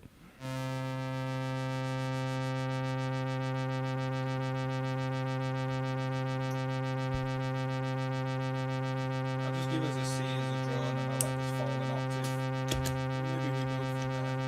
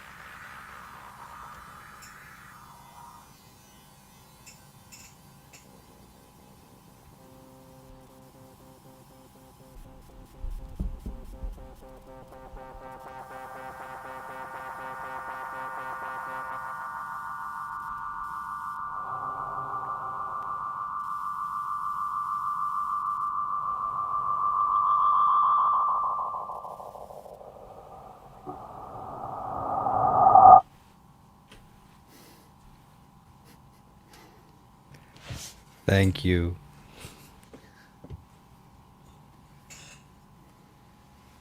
Ooh. And now we need a drink. Cheers, everyone. Cheers to the chat. Thank you for Cheers. being around here. This is to this latency experiments, but we're playing echoes and loopers into latencies. Yep. But it's fun. It's fun. Who's still like making a sound here? Is it me?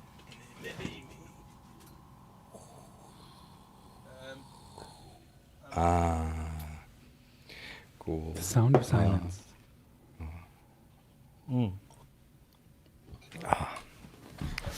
That was fun. That was fun. Yeah, before we go to our final segment, which is... Oh, my tape machine is still running and it should stop. Yeah. Before we go to our final segment, which is called Last Orders, and means we'll be answering your questions that Ben collected during the talk.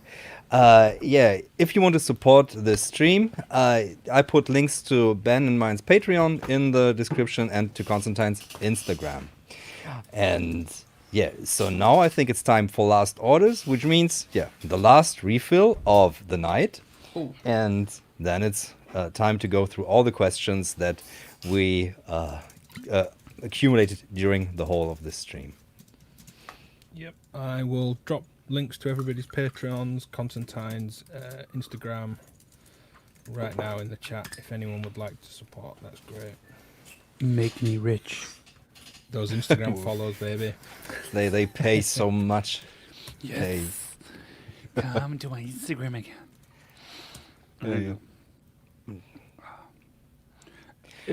I loved it. Super nice stuff. Yeah, it was all the different tonalities. It was, I was kind of trying to pick out different who was doing what. That was kind of like I knew Ben from the bass.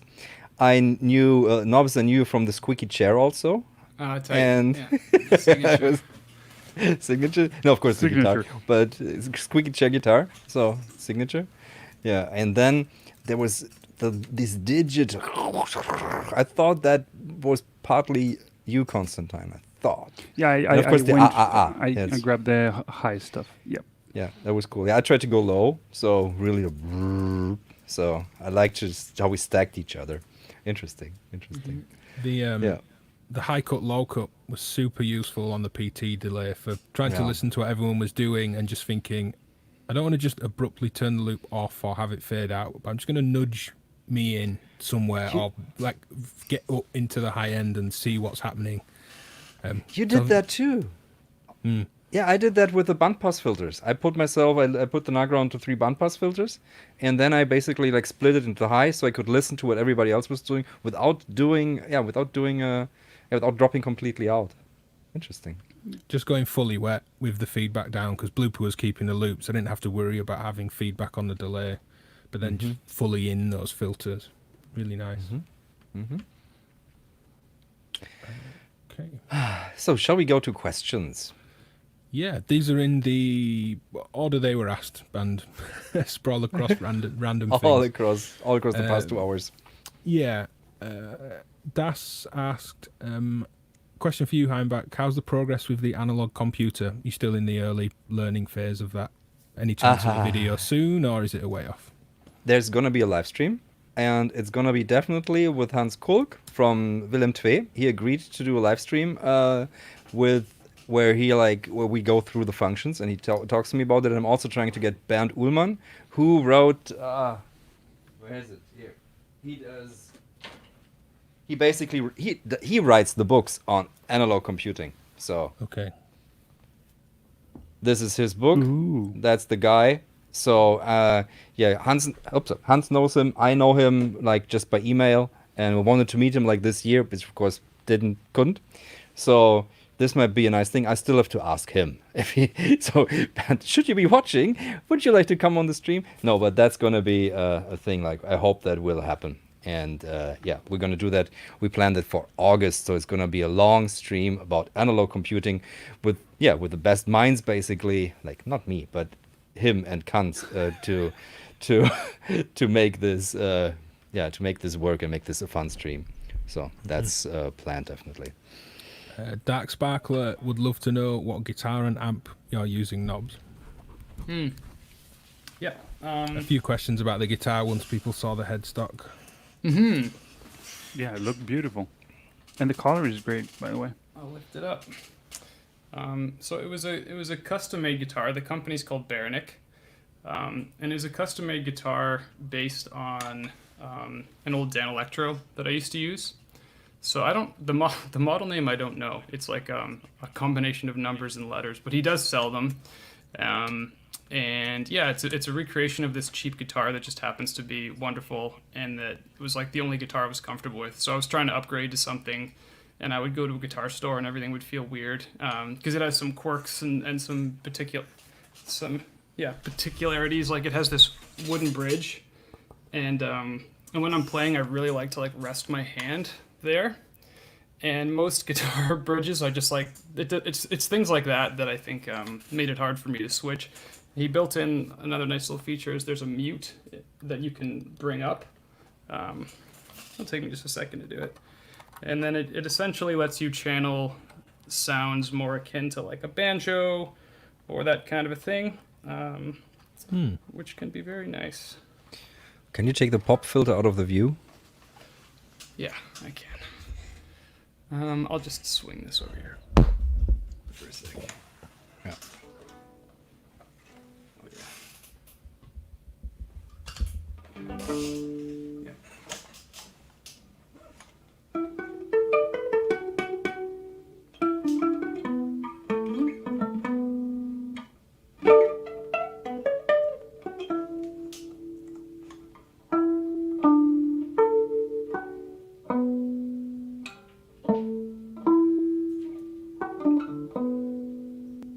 Something like that. So that's the guitar, and I really enjoyed it a lot. I was, it almost didn't happen because I was really just hooked to this other guitar, and it was working for me, but I didn't realize it was actually slowly dying and kind of a piece of junk. So that was the birth of this, and really happy to have it, and still kind of surprised that I do. It's still fairly new, and the amp is from a company called Otis, and that's newer. I've only had that for a couple months. God, my chair. Can anyone hear what I'm saying? Holy shit. Your chair is... It's part of the stream. Don't worry. We have these sounds going on. It's all like the time, Stevie so- Wonder's bass drum pedal. It's just part of the charm. I'm just going to stop moving. The amp is from a company called Otis, and this is also not released yet. So he does have an amp called the Trudeau, where he has a couple amps, but I think the Trudeau is his main one that he makes. And this is a newer version, kind of a test, and also just wonderful. So before I had those two items, I was using like really cheap stuff for years, and it was fine and good, but there's certain things like I've never had a stack before, and now I like using fuzz and distortion. I never used to understand why they were fun. So yeah, those are both items that I'm happy to have in my life. That's what they are. It's a long answer. Well, no, it's good. They answer multiple questions when we get into longer answers, so that's good. Patrick Connolly, for you, Knobs, how are you doing the stop photography, stop motion? I don't know if there's any more to that question. That's all that they asked. Well, they said so well. It was a compliment. How are you doing it so well? But a question to your stop motion work in your videos. I think stop motion is just one of those things that looks more impressive than it is. You just take pictures. So I mean, I think the key is knowing how many frames to hold each image. So that's pretty important, and you can just figure that out by dividing a frame rate, basically, and then you can hold an image the right duration. And so it's these two elements: how long do you hold each picture, and how much change is there from one picture to the next. And it just takes a bit of play to get it right. I think mine is kind of crude, but that's part of the beauty of stop motion, I think, is that there is like a crudeness to it that elicits a feeling. So I mean, if you want to get into it, just do it. I think you'll be happy with the results even on your first try. It's part of its charm. is its kind of crude openness to the mechanics of what's actually happening. Yeah, like the subtle light changes, and because if you really want it to be pristine, you have to watch your light sources, and you have to be out of them the same amount every time. But failing to do that, I think, is probably better, unless that's really required. A few more And questions. the fact that you, sorry, before you go that way, and the fact that you point out, that's part of the charm of the Knobs videos, which I really appreciate. If something goes wrong, you kind of point it out in a way or not. And I Like if I made a mistake filming. yeah, Yeah. if it's a mistake, it's like, oh, this was a mistake. Like, oh, this is so nice. Kind of blends the whole vibe together super nicely. So good job. Yeah. I live in a city where people pretend they don't make mistakes, so it's kind of a thing for me. Like, what's the harm? It's a nice reminder. Secret Stair Records, what was your looper prior to the creation of Blooper? I just used a ditto, so popping noise incoming. Wait, can I prevent this? Yes. Yeah, I just used this thing, ditto, and it's not an exciting choice. It's the least exciting choice. But I was just doing straight looping with it. It has a couple effects it can do. There are far more exciting loopers if you're trying to get in there, but looping's very personal. I guess I wouldn't recommend anything explicitly. Like, yeah, that always did enough for me. Where Blooper, like the original idea for Blooper, the reason I wanted it to exist is I wanted like a loop you could edit and then, or you could record a loop and be like, this is nice and a good time, and save it and then come back later and like adjust parts of it. Like that loop I played earlier where that one note sucked. With Blooper you can fix that. You have actually a whole bunch of different ways you can fix that, and so that was kind of the motivation. And I think before Blooper there wasn't really any other loop pedal that could do that. Yeah. I imagine maybe a simple answer to this. Well, maybe a more complex one, but a simple one for the stream. Any ideas for a Eurorack version of Blooper? Oh yeah. I mean, I shouldn't be too loose, but like I think it's fair to say that or just come out and say that like Joel and I have talked about Eurorack plenty. Joel's the owner of Chase Bliss, and it's just about it's got to feel right. Like we legitimately like making devices. And so if we were to go down a path that wasn't so nice, that'd be a shame. So we kind of know what we have with guitar pedals, and we know we like making them. These days I use Eurorack more than pedals, or just as much. And we were actually about this close to making Mood into a Eurorack, and I put the brakes on it. So maybe I'm saying too much. Whatever. It's like Okay. spy shit. It's definitely possible that it happens.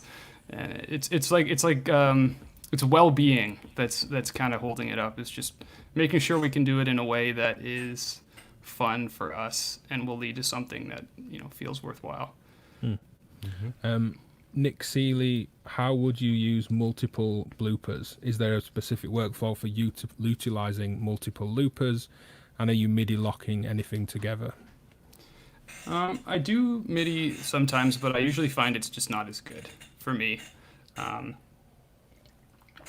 Like the stuff I was doing today is kind of a very fast version of my comfort zone. I find that unsynced looping just works for me. There are perks to syncing things up sometimes. I've been doing sessions recently, like recording loops for other people to build songs from. And then I'll sync and try and be rhythmic, so it's easier to work with. One thing I pulled out specifically to just put an idea in people's heads is if you're trying to work with multiple loopers, having something like this. Solo you? So essentially what it does is you have each of the pedals, it allows you to put 3 pedals into this, and they're completely isolated from each other. So you don't have a fixed order. So if you want to start with one loop one day and another loop another day, you can.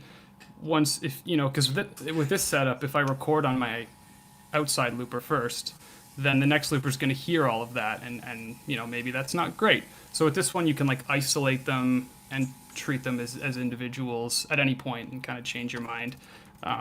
So there's a few devices that let you do stuff like that, and I think it's a lot of fun to design little like looping stations with some kind of brain. Not necessarily this pedal, but having multiple loopers that you can steer and put into different places.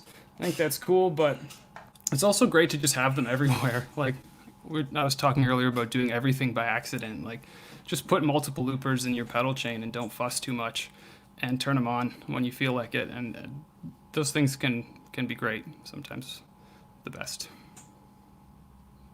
So more loopers are better than one full-featured one? Like having many multiple loopers, would you say? I tend to like that. Like I've been thinking about that for myself these days. Obviously, I have a very full-featured one in bloopers, so I enjoy that. But yeah, it depends. It really depends on what you're getting up to. I've put a link to the Climb bottle the pedal you held up. I love this idea of a multi-band environment, but not multi-banding that you have to force like a low, mid, high band. I see there's high pass and low pass filters, a bit like what I was doing with the PT delay of trying to nudge things into areas and expand bandwidths and close them in when needed. It's a really cool way to work. I've not tried the pedal though. That's definitely a perk of this one is you could have loops that each occupy their own frequency range if you wanted to. Someone in the chat said they've sold out and no more will be made. Okay. You can look at the link and look at the pedal. A question from Francis. What album makes us feel nostalgic when we hear it? I mean, the defaults for guitarists, well, it's not even a guitarist, why did I say that? I feel like Boards of Canada gets brought up the most. Like, that's the instant The sound. nostalgia sound for many, I think. Yeah. Was that a question for me? I don't know. For everybody. Okay, yeah. Funnily, Boards of Canada never evoked for me feelings of like nostalgia. They evoked for me the feeling of dreams. So they were like dreams more than nostalgia, because I don't have nostalgia for like VHS tapes that were played where they got their name from, right? They got their name from nature and sci-fi and space documentaries that were shown in classrooms, right? So I don't have nostalgia for that.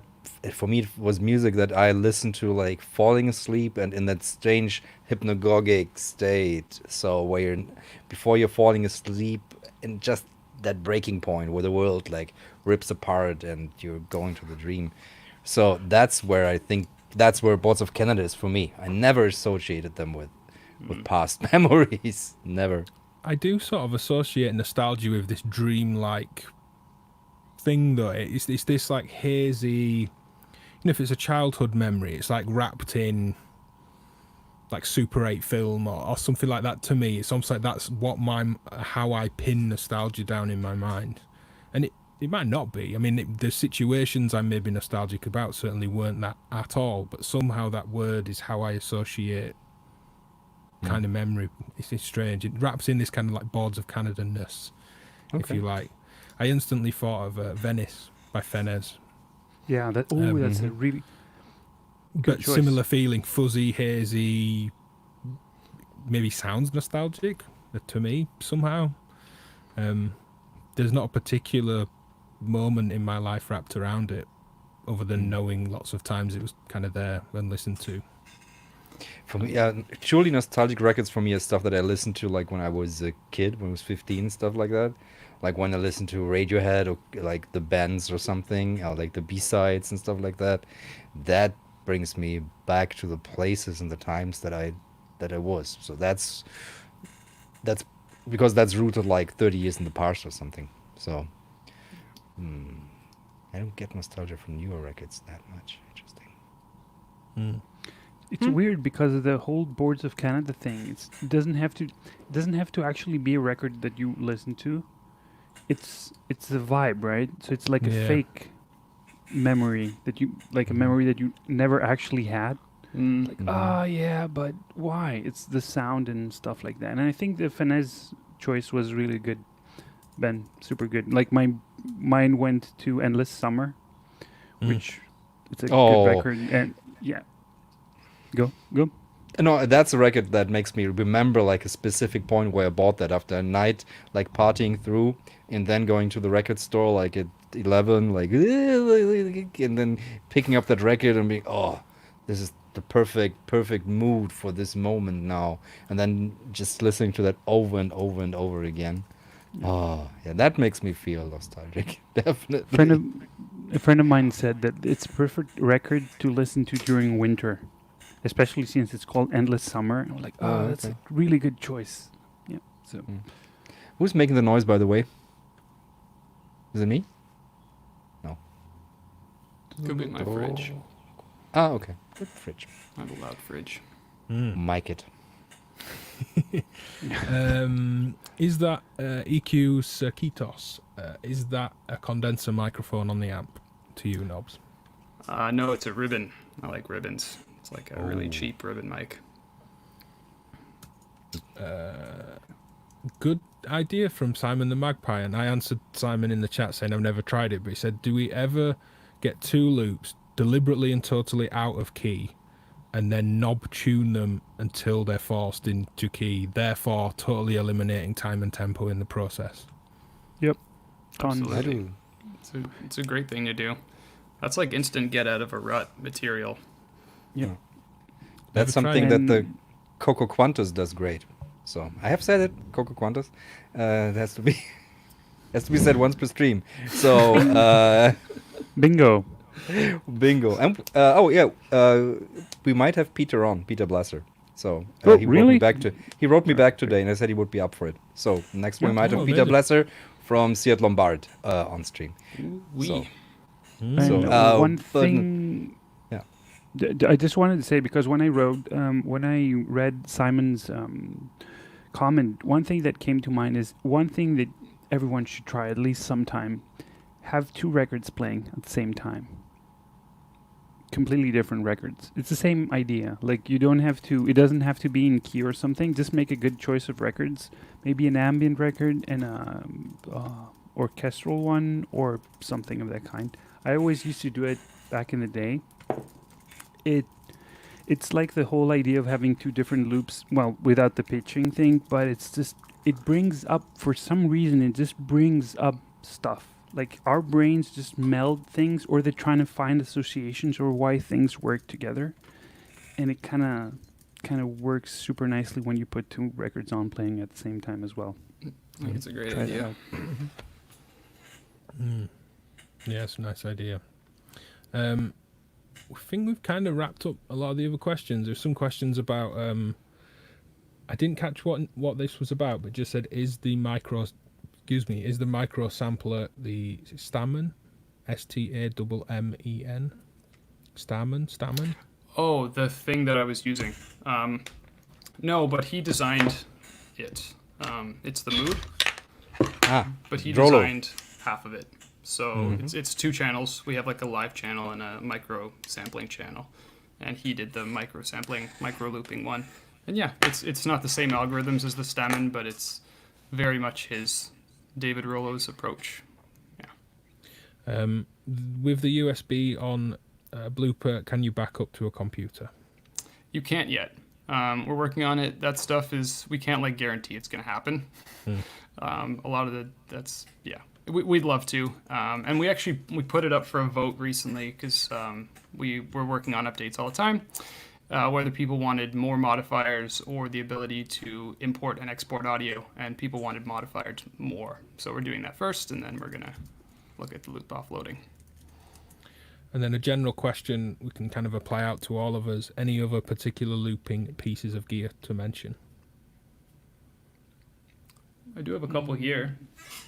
The pedal that Knobs has, the Tensor, is really good for Yeah. that tapey kind of I thing. think I did see someone ask how I was doing the like slow everything at once at the end of the chain, and that was the Tensor doing that because it's a looper, but it's also a real-time processor, and it can do real-time time stretching. It separates time stretching and pitch shifting. Actually, it's quite brilliant. So basically, the speed knob is time and pitch, and then you also have these two other knobs that split them out.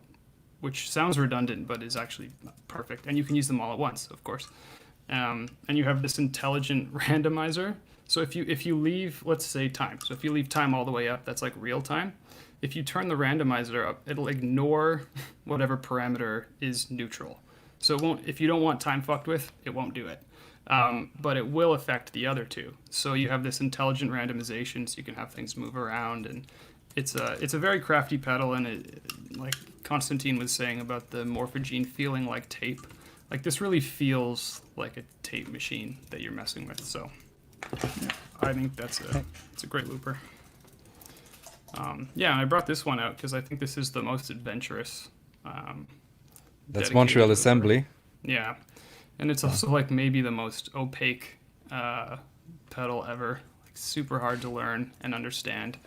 But it basically creates 2 copies for a total of 3 loops of everything you record, and then you can treat those individually in a whole slew of ways. Like you can, you know, I need my hands.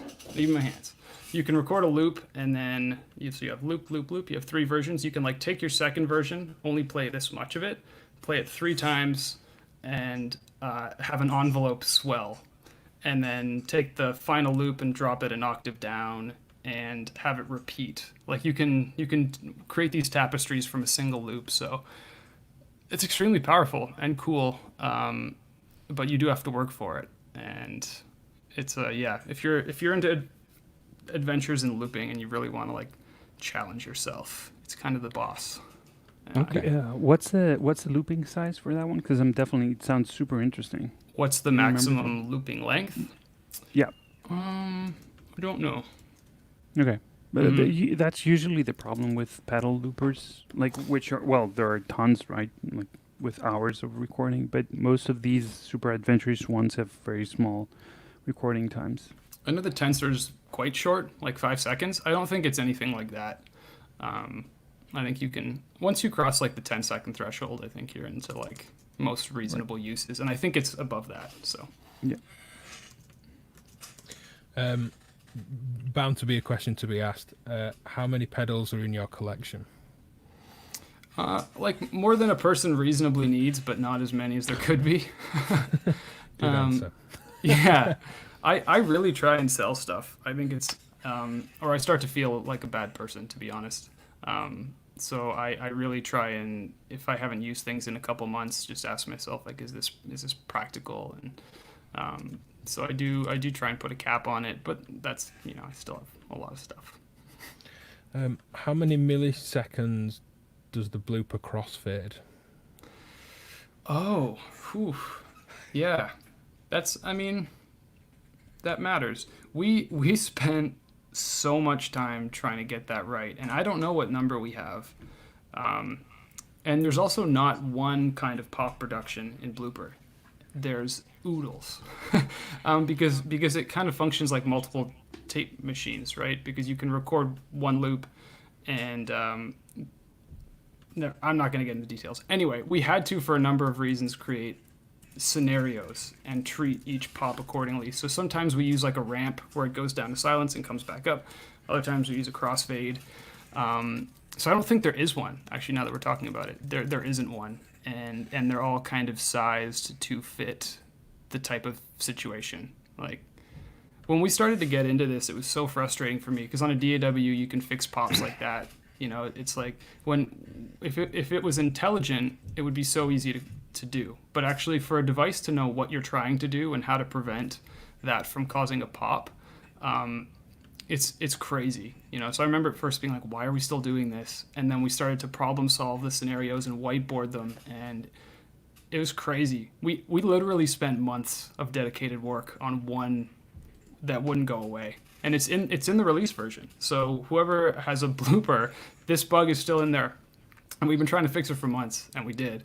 In the new firmware update. So it's insane. It's insane. Yeah. And then maybe final question, I think, from what we've had. Again, for Nobs, how's your musical life outside of making YouTube demos? Any other projects or any other sessions you'd like to talk about? Yeah, much better The worst thing that I let myself do over the past few years was put video ahead of music, and you know, doing this stuff is fun and exciting, and you know, we've all experienced that to some extent. I think is like it's easy to get swept up in trying out new stuff and whatever, and but I have kind of put a stop to that. My YouTube channel isn't being fed as much as it used to. You might have noticed, because I realized music was becoming way secondary. So I'm doing a lot more. I'm doing a lot of sessions with musicians I'm very excited about. I'm working on a whole bunch of releases. I've recorded a ton of music recently. And I've been playing live more. I was playing live a bit last year, but it was like I was playing a drum machine, which is a fine thing to do. But for me, it was just like a departure. Like I suck at drums. So I was just trying something, but I'd like to do more of like this kind of stuff out. So yeah, it's getting better, but it was in a pretty shameful place for a while. Yeah. Yeah, I think we can probably relate to that. And yeah, that is it for the questions. Thank you all. That was great. So everybody, I think that's it for this stream. Yeah. I'm still happy from the jam. Which is, it's always good. Like as weird as it is to be. Yeah. It's nice to be able to just jam across the oceans and territories and stuff like that. Super nice. Yeah, and It to does not manage worry. It does manage to give some feeling of some connection. I've got that glow of the jam. Yeah. Well then, so anyone want to plug anything? What's coming up next? I have a ton of ideas for random step videos.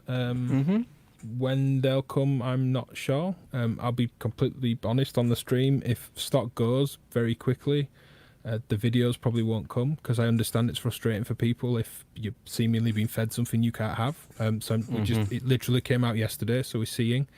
If you see lots of random step videos, I'm struggling. I'm only joking, but no, there's lots and lots of ways to use it. Same with Oct actually. So kind of just trucking on. Lots of demos to do. Music to get back to. I've still got an EP I recorded on the Lyra 8, which I think offers a melodic and chordal colour I've not really heard from the Lyra 8 elsewhere. So that's really happy when I did it. All recorded really quickly, and then got grander ideas of running it out to tape and having half-speed layers, and very simply in a DAW having layers that move. So maybe the half-speed tape layer is very bandpassed, but it just shifts over the whole piece. So it's just this. At its core, it's still me performing on that thing in its raw state, and that is the raw music. But I like the idea of giving some kind of ear interest, just these kind of little earworms of movement that I couldn't do at the same time as playing an instrument. So I just need to set some time aside to do that. Explore, tape looping and half speeding some tape, and then maybe figure out a cassette release. It very much suit being on cassette. Sounds awesome. Yeah, that's the next kind of music thing for me. Cool. About you, Konstantine? You need to gather those people, the string section. Yeah, Just need to work. herd them So in. next, Get on the so intro, next yeah. time, probably next time, maybe you can record them via Zoom or something. So next time Yeah. we'll have a proper theme, and we'll hear that then next time. Yeah. Please don't. It's perfect. So thank you everybody. Thank you, Nobs, for being here. This has been an absolute pleasure. And thanks to the chat. Thanks to everybody who watched. Thanks to everybody who watched it after the fact. And see you in the next one. Yeah, see you next time. Bye-bye. Bye. Now